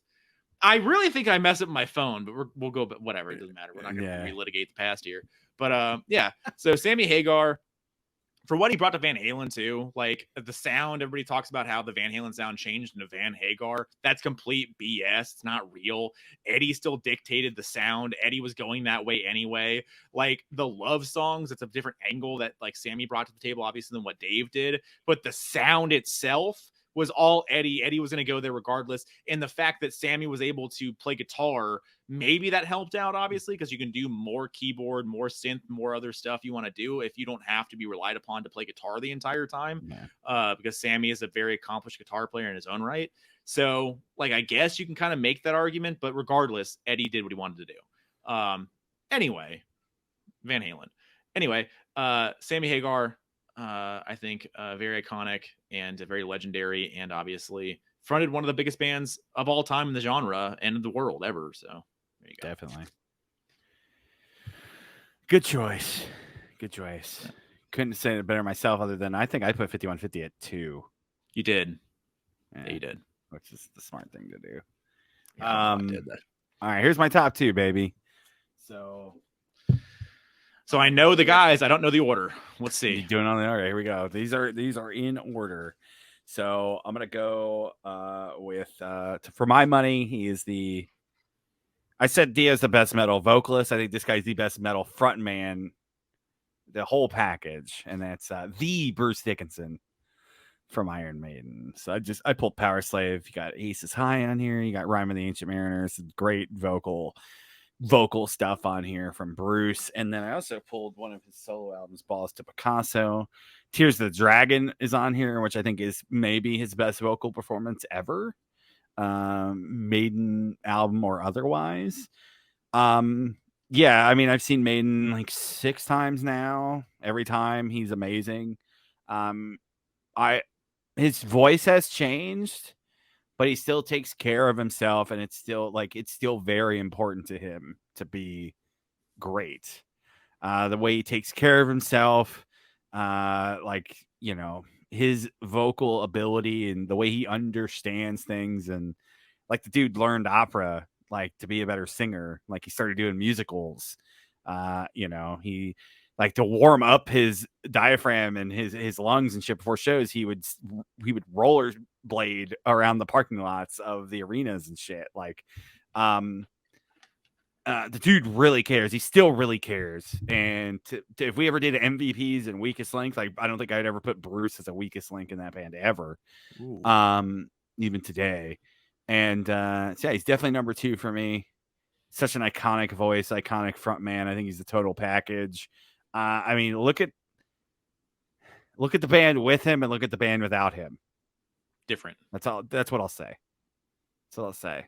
I know people love I know the thing. I love it. I heard it on Sirius. The Ozzy's Boneyard DJ. Those Giano records, man. I like Bruce too, but it never was the same. And I'm like, you're just being contrarian to be contrarian. Like, I don't even understand what you're saying at this point. I get it, but I get it because it's all like your opinion. I understand it, but sometimes like I just don't understand it because like look at the band with him, look at the band without. Like he's very important to the success of Iron Maiden. He's the voice, man. He's the voice, and like I only put him slightly ahead of Dio just because I think he's more of the total package. But yeah, and I would maybe put Rob ahead of him on vocal ability, but I think he's just way better than Rob's now. Like Bruce doesn't need to look at the monitor to read the lyrics and shit, and he's just still very sharp with it and altogether. Like I'm watching videos of the current tour, and it's like, yeah, he's still killing it. Like He's still doing what he can do, man. These guys are getting old. It's still Does he very still run impressive. around? Yeah, man. Yeah, of course. Crazy. Yeah, I mean they all do. They all are like that. But like Bruce is still very much the same guy that he was. Like it's different. He's more mature with it now, but like he's very much still the same guy. Like you watch some of the same mannerisms and stage moves and his banter and his calling cards that he's always done. Like, and I think the vocal ability is still really there. It's definitely different because he's older. And like you sing like that for so long, like eventually you're not gonna be able to hit those highs forever. But I think he's found a good niche with where he is now. And my next guy, we'll talk about him. Bruce isn't embarrassed and he embraces it. And like I've aged into my voice. The next guy we'll talk about hasn't. He has. I think he's fine, but he feels differently about it. So Bruce Dickinson from Iron Maiden. Fair enough. I knew your top two at the moment that we were doing this. I knew your top two were going to be. I didn't know. Maybe you're going to throw me on my head because I always thought I assumed the one, but I was like, I don't know. Maybe he's going to put him at two. I don't know. Maybe things have changed. I have no idea. But no, definitely iconic. Bruce, again, not a huge Maiden mark, but like, again, like whenever you hear these songs and when we saw him live, the entire time I'm just sitting there, just like, how do you do this? Like, how are you able to do this? Because when we saw him, he was 50, maybe early mid 50s at that point, right? Like, but like even then, he was still doing all this shit, and they were still doing the fire everywhere. There's no oxygen on stage. There's no oxygen on stage, none. And the fact that he's able to go run around and do all this shit, and all of them are right. But like the fact that he's able to do that at his age and just not show that age as much as a lot of people have. Because I don't think he was ever like, he's still an athlete, right? Like he always was an athlete and he still does fencing and shit, whatever, right? Yeah. He didn't like abuse his body, like besides performing. Like he was never like a drug or a drink guy, right? Like he just kind of like existed. Not that he abstained, I guess, but like, you know what I'm saying? Like he was. Like he never got really bad, like drunk. I know he drank, but I don't think like hard drugs, any like that. I really don't think any of that band was ever into it though. So no, yeah, you're right. Like I've never heard of that. There's a reason why, like, if you think about it too, like, obviously there may be, I mean, that's not true. I'm talking my ass here. So I was going to say, like, the bands that are still like able to do what they're able to do at their age, like they didn't throw themselves into that lifestyle. But then we have the Rolling Stones out there, obviously, right? So like, I guess it doesn't really work the exact same way. You know? It depends on the person. But like, look at Ozzy. Like Ozzy's broken. Who knows if the show's going to be like that? Who knows what the show at Power Trip's going to be like? So look at him. Look at Crew. They barely play live. Guns. Like, look at Guns. Like, they're still good. They're not the same. You know? Like, so it's definitely something to be said. Like, you lived that lifestyle and you paid the price. Like, you didn't take care of yourself. Yeah. And you're still making great money now. Like, good on them. But like, it's just it's the level of expertise is different. So yeah, and professionalism. Like you knew what to do and what not to do, and whether it was conscious or not at the time in the moment way back when, you knew that this was not a way to maintain yourself for the next 35, 40, 50 years, you know? And not that I think that any of them were really thinking that far ahead, but, you know, good on them for being able to maintain themselves and take care of themselves enough to perform for us into their 60s. So absolutely insane. Yeah, 100%. All right, I'll do. So that was your number two.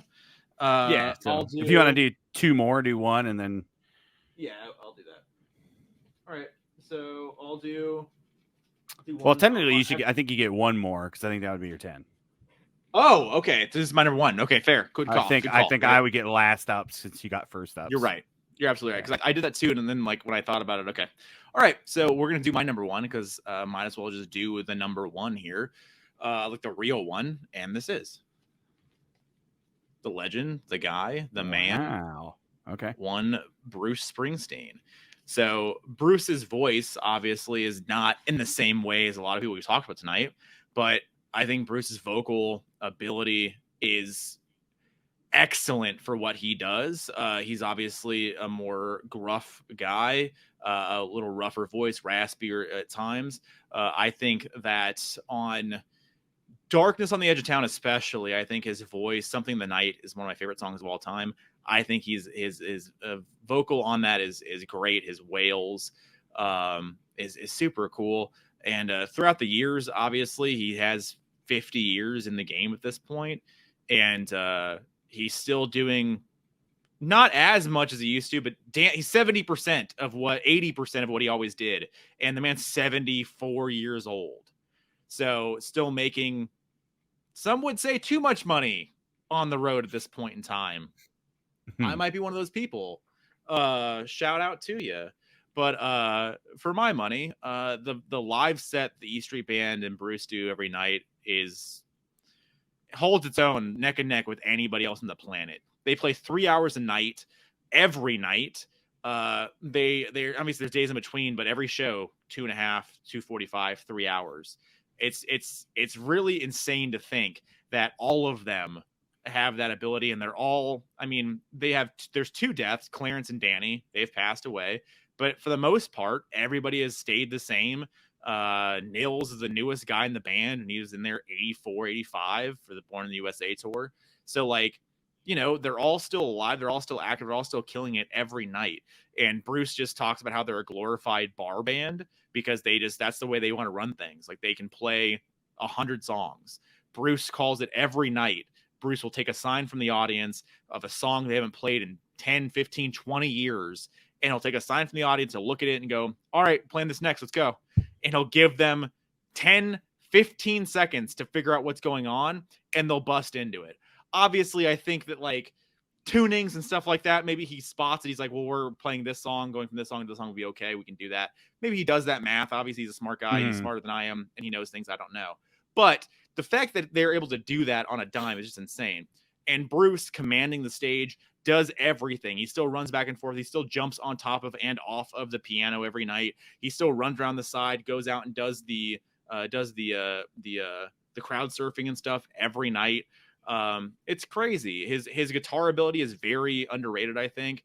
I think his soloing on a lot of the songs, especially on the Darkness songs, goes further than what people, I think, would give him credit for. Like the Racing the Street stuff, like it's crazy to me how much he's able to do, because he does a lot of just the dun, dun, dun. Like, he doesn't do anything on stage a lot of the time, but then out of nowhere, he'll bust into solos and shit, and he'll do a lot of stuff, and it's really cool when he does that. I really celebrate that when he leans into that inclination of his to get a little more out there with his shit, and I get stoked on that. But, you know, piano, he plays everything, he does everything. You know, just the greatest guy of all time. I love Bruce, and have very few ill words to speak about him besides what I already did. And he's a legend. He's the dude. He fronts. I mean, we and Ty have talked about this before, like the greatest American rock bands. Like Aerosmith is supposed to be our Led Zeppelin, I guess, whatever, right? And for my money, if I had to kind of do this, I think Bruce and the E Street Band are right there. I know it's a different kind of category maybe, but they're right fucking there in the same conversation. Like, I understand, like, it's different, but it's not. It's they're kicking ass every night and doing better than ever. And Bruce's voice is held up for all these years. He also never really leaned into the drink or the booze or the drugs. I don't think he ever did anything really. And he drank a little bit here and there. Just got a DUI at 71 years old. So, you know, did not hear about that. Oh, you didn't hear about that? Oh yeah, he was he was on his motorcycle in a national park, and he got pulled over because somebody went and talked to him on his bike. This is like 3 years ago now, whatever, right? But like, somebody talked to him on his bike, and he stopped and talked to him, took a picture of him or whatever, you know, talked and did the shit. It was in New Jersey, and then he took off, and a cop was there, and they stopped him, and he, I guess, was technically drunk, and he just was on his bike in the national park. I think he did tell me this. Yeah, and then he got it all dropped anyway later or whatever, because, you know, New Jersey has a king. His name is, you know, Bruce Springsteen. So you throw it out. Anyway, I love Bruce. Fun, great performer, lyricist. vocalist, does the whole thing. So there you go, Bruce Springsteen, E Street Band, and this is the live the Nanook's show from 1980. So this is also a cool set to get if you're a Bruce fan. It's funny. I never hear like, yeah, he sounded like shit or like something. Like I don't venture into that circles a lot, but sometimes I'll venture into the Bruce thread on the Hoffman boards, and like I never really see anybody like complaining about the live shows. So I could think you have a point. Like even Maiden, like this beginning of the tour, because they're playing a lot of shit they haven't played in a long time or have never played.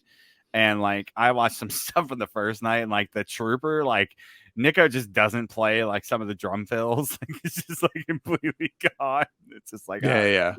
he just didn't feel like it or whatever. I think Nico is going to be the first one to bow out. He's the oldest and he's the drummer. So like this really, I wouldn't be surprised. Like if they do another tour, like this might be his last tour. There's a few guys that could leave. And they could, Nico's one of the guys that they could replace. Like if Bruce doesn't want to do it or Steve doesn't want to do it, it's a different story. Yeah. But Dave leaves, fine. But yeah, maybe Dave. Dave's a little different because he's been there since the beginning, basically. Forever. But I could see Adrian leaving or Yannick. Definitely, they could get another guitar player. Well, guys that came later, right? So like that's kind of that's the thing with Maiden is those guys, the new guys could leave and that'd be a thing, whatever. That wouldn't be a thing. The new guys, 35 years in. Nah, more than that. Anyways, but to my point, like even Maiden is having issues beginning of the tour and shit, like getting shit together. And I think they started sounding better as the tour's gone on, just with seat time basically. But it's funny. I never really venture into that world a lot. But you think I'd hear that? Oh, Bruce sounded like shit or allegations of this, and it's like you'd never hear that. So no, like. Yeah. For the way that he does it though is like it's insane. Obviously, he has the privilege of being able to do it because he has been so successful over his career. But they do a month before he books a venue a month before, and they practice 3 or 4 days a week.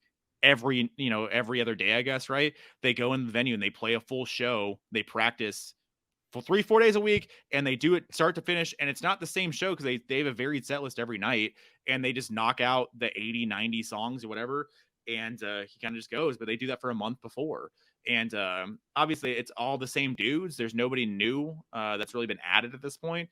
There are like some guys in the back, like some vocalists and stuff that maybe here and there, some violinist, fiddle player or whatever, Susie, she kind of comes and goes a little bit. And then, but for the most part, everyone Jake, Clarence's nephew, Jake Clemens, he's the saxophonist now. He's the newest guy because Clarence passed, obviously, right? But like they've all been together for so long, and Bruce is kind of a dick. So like Bruce will drill you, and he'll if you fuck up, Bruce will call you on it, and he'll be like, no, what the fuck? Like, no, let's pick this shit up and let's fucking go. Like he wants his shit to be where he wants it to be. And if it's not, and luckily, I don't know what happens if it doesn't happen, but for fucking 50 years it's happened, and he's been doing it and everybody's delivered, right? But it's a priority. The live show is definitely his priority, and that's his bread and butter. Like, honestly, like the newest records I still enjoy for what they are. Like they're not necessarily in the same conversation as obviously the classic stuff, but the live shows and live tours, that stuff is neck and neck with any classic era. Like I know there's a lot of Bruce fans that are way deeper than even I am, right? And they're like, well, the Downtown show's here and the Roxy show's here, whatever, this era, this time period, all that stuff. But still 2023 shows, I've heard them, I've seen them. He still kills it. He still delivers every night. And the fact that he has the ability to do so because he takes care of himself and he puts himself to a certain standard and he holds himself there is just incredible. So yeah, F&A. Good choice. Bruce Springsteen. Now you go on and go off king about the master himself. Yeah, my number one, The Voice. There's a lot of people that I thought about putting on the list too. I want to mention Glenn Hughes, Ian Gillan, those guys cars behind. But these people that I put on the list, for the most part, basically all of them have a really strong emotional connection as well. And they also front some of my favorite bands ever, most of them. So that definitely played a part. But the obvious number one for me, I started at number one and worked my way down. That was the easier way for me to do it. And the obvious one for me is Steve Perry from Journey. I just pulled Captured. This is a really good live set. It's all like the early Perry stuff here. This is pre-Escape. So you get kind of Steve entering, in my opinion, his prime with the band here. Like I think Escape Frontiers, that's the band's prime and that's his prime. I mean, it's just the dude has a one of a kind voice. Honestly, I was kind of alluding this before with Dickinson. Dickinson's like embraced his age, where Steve is. Why would people want to hear me sing? Because I can't sing the same way. Yeah. But I'm going to argue against that because one of my favorite vocal performances he's ever done is on this. That's Trial by Fire. This is his last Journey album, '96. I think he sounds way more mature. Like it's more soulful. Like he lays down a really good vocal track on a lot of this, and I think this record's pretty underrated. I know that a lot of Journey fans don't like this record, which is crazy. Actually, was leaving comments on Serious Tranquility when they did their Journey ranking, and I think Pete ranked this last. I'm like, man, that's rough, dude. That's really rough. Last among even the Arnell records? I think he ranked it last, like last out of Journey's catalog. Yeah. If I can remember right. Or maybe no, they didn't do a ranking. They would do like favorite, least favorite, and a wild card. And this was his least favorite. So it would have been his last, I assume, if they would do the ranking. Yeah. Anyways, it's all subjective. It is what it is. I love this record. I think his voice sounds great. I think his voice sounds really good on his new stuff, too. The record he did a couple years ago. So I think if Steve would just embrace it a little bit more, I think he'd be way more surprised. Like, the fans aren't really that judgmental. Like, if you're out there, like, doing it and, like, actually doing it live, some bands don't even care if you're doing it live. If you just show up, they'll pay. But if you're out there doing it and trying and embracing who you are now, like, and hearing their favorite songs, like, they're going to come out and see it and love you. Like, total package for me. Great frontman, obviously a great vocalist, great songwriter. Took Journey to the next level, and the band's never been the same without him. There's been peaks and valleys, stuff that I've liked, stuff that I disliked, but it's literally never been the same since this record. And Steve Perry, definitely my number one. And if you wanted to check out this, Message of Love's a fucking banger. That's the opener. But Forever in Blue, like that's a really good ballad. If you want to get more slow. Castles Burning is like a really heavy Journey song. Really cool song. So if you want to get into that, highly suggest this record or try it again. And then obviously Captured too. It's a great live set. A lot of cool stuff on here. I mean, that's how you thought it was going. You thought Steve was going to be number one? No, 100%. I echo all that stuff. Obviously, you're way deeper in that than I am, but I 100% agree with you. I think that I don't know, like maybe his heart isn't in it. And like you said, like he doesn't think because I can't be Steve Perry, I shouldn't be out there at all. And that's just so weird. Like I get it to a certain point, but I don't, because it's like people were so excited to even the notion of you releasing anything. They were so stoked just to know you wanted to even like give them anything. And then you did, and people liked it. Like I listened to that. I bought the record. I have the record. I listened to it. I liked it. Again, it's not 1981 Escape Steve Perry. It's never going to be, right? But he still sounds, even within context, he still sounds amazing. He still sounds better than he ever should. He's 70 years old, you know? Like, again, he took care of himself, you know, whatever, but he's been out of the game for 20, almost 30 years, really. And he managed to pull it together and make that record. He made the Christmas record too. Like he's putting some stuff out there, and I guess he has more stuff to put out too. He did I haven't listened to it.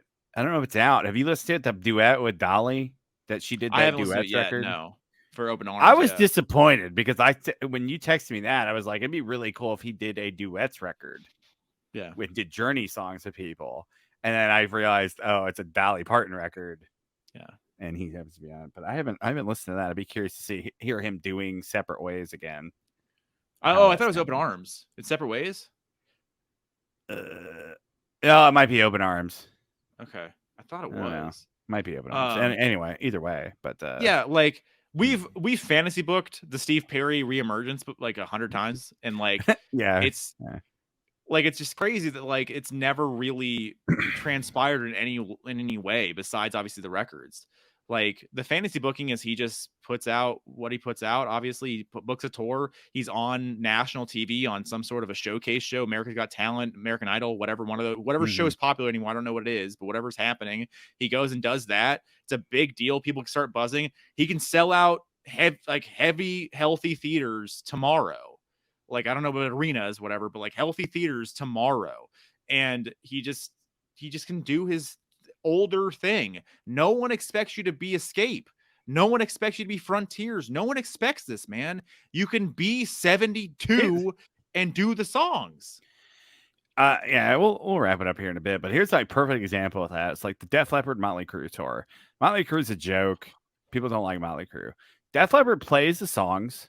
They play songs that are really difficult to play live because fucking Hysteria and Pyromania, like almost, especially Hysteria, aren't even meant to be played live almost. No. Like they're so thick and layered and there's so many different vocals on those records. It's insane.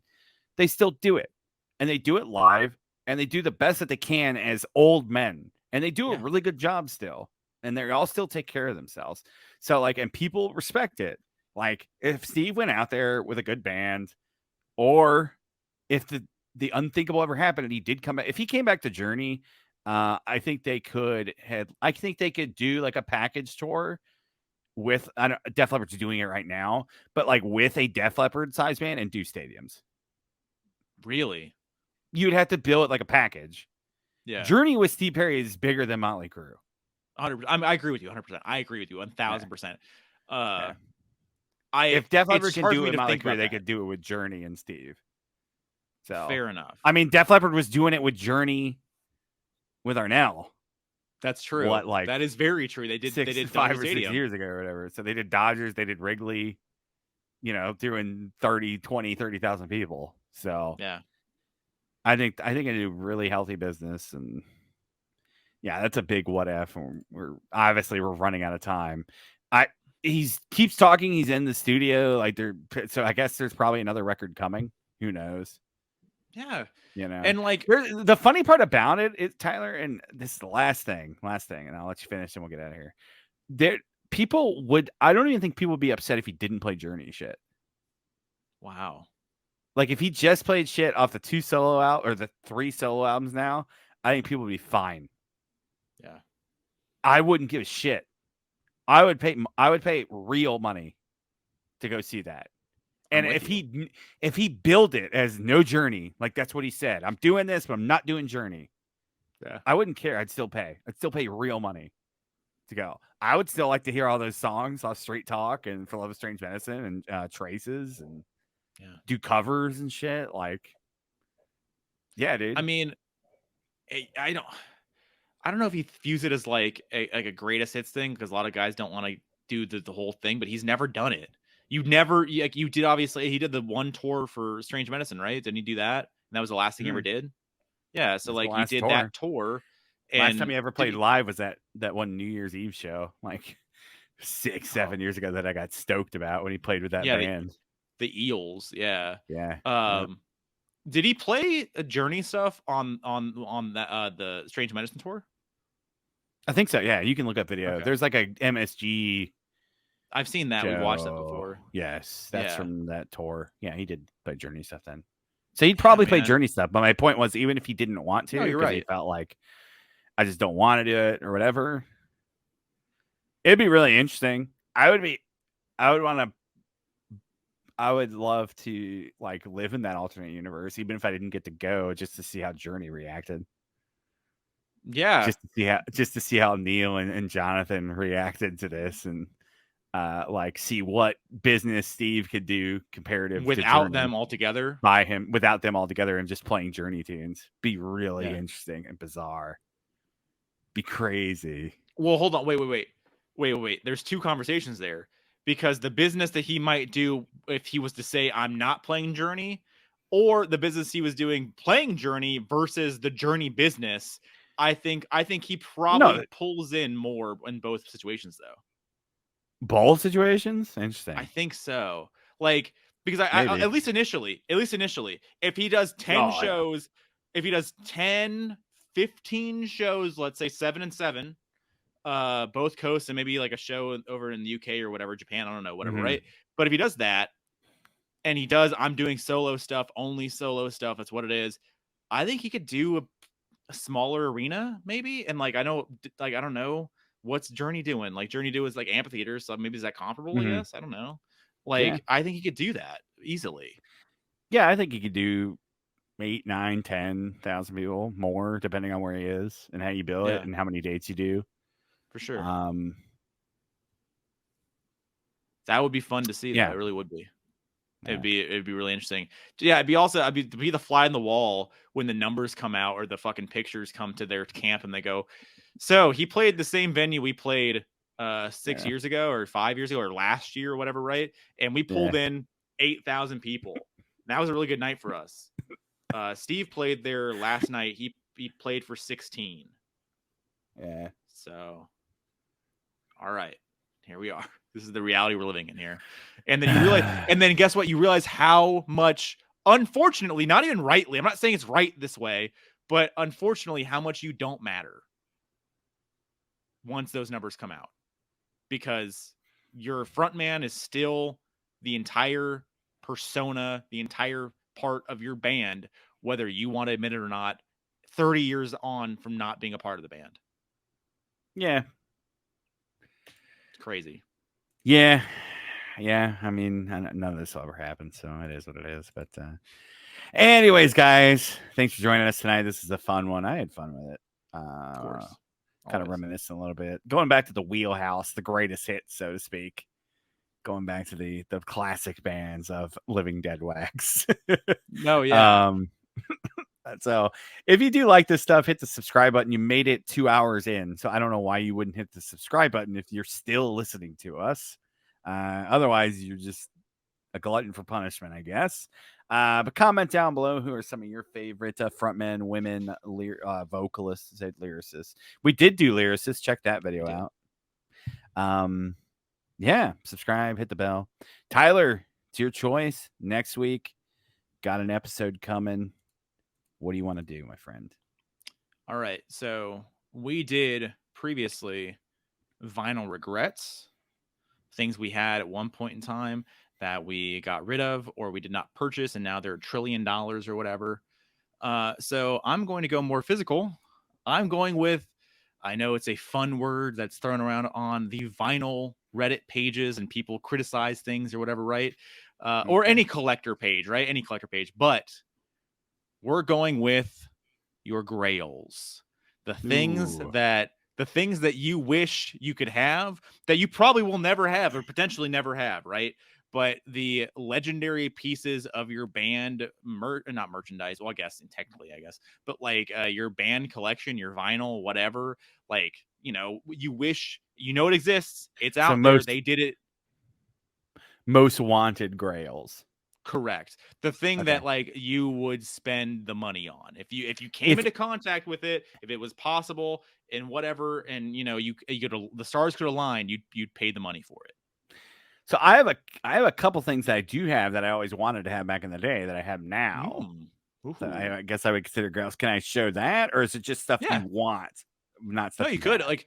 You could like I have. Cool. I mean, I have a few. I guess you could call them grails, I suppose, right? But like, yeah, there's a few things out there that I know exist that people have that are super sick and just amazing that I probably will never, because they either are super rare and obviously pricing is way out of my price range. So the official grails of Living Deadwax coming at you next week. Gotcha. This will be fun. Yeah. So stick around, guys. We will see you next time. Peace.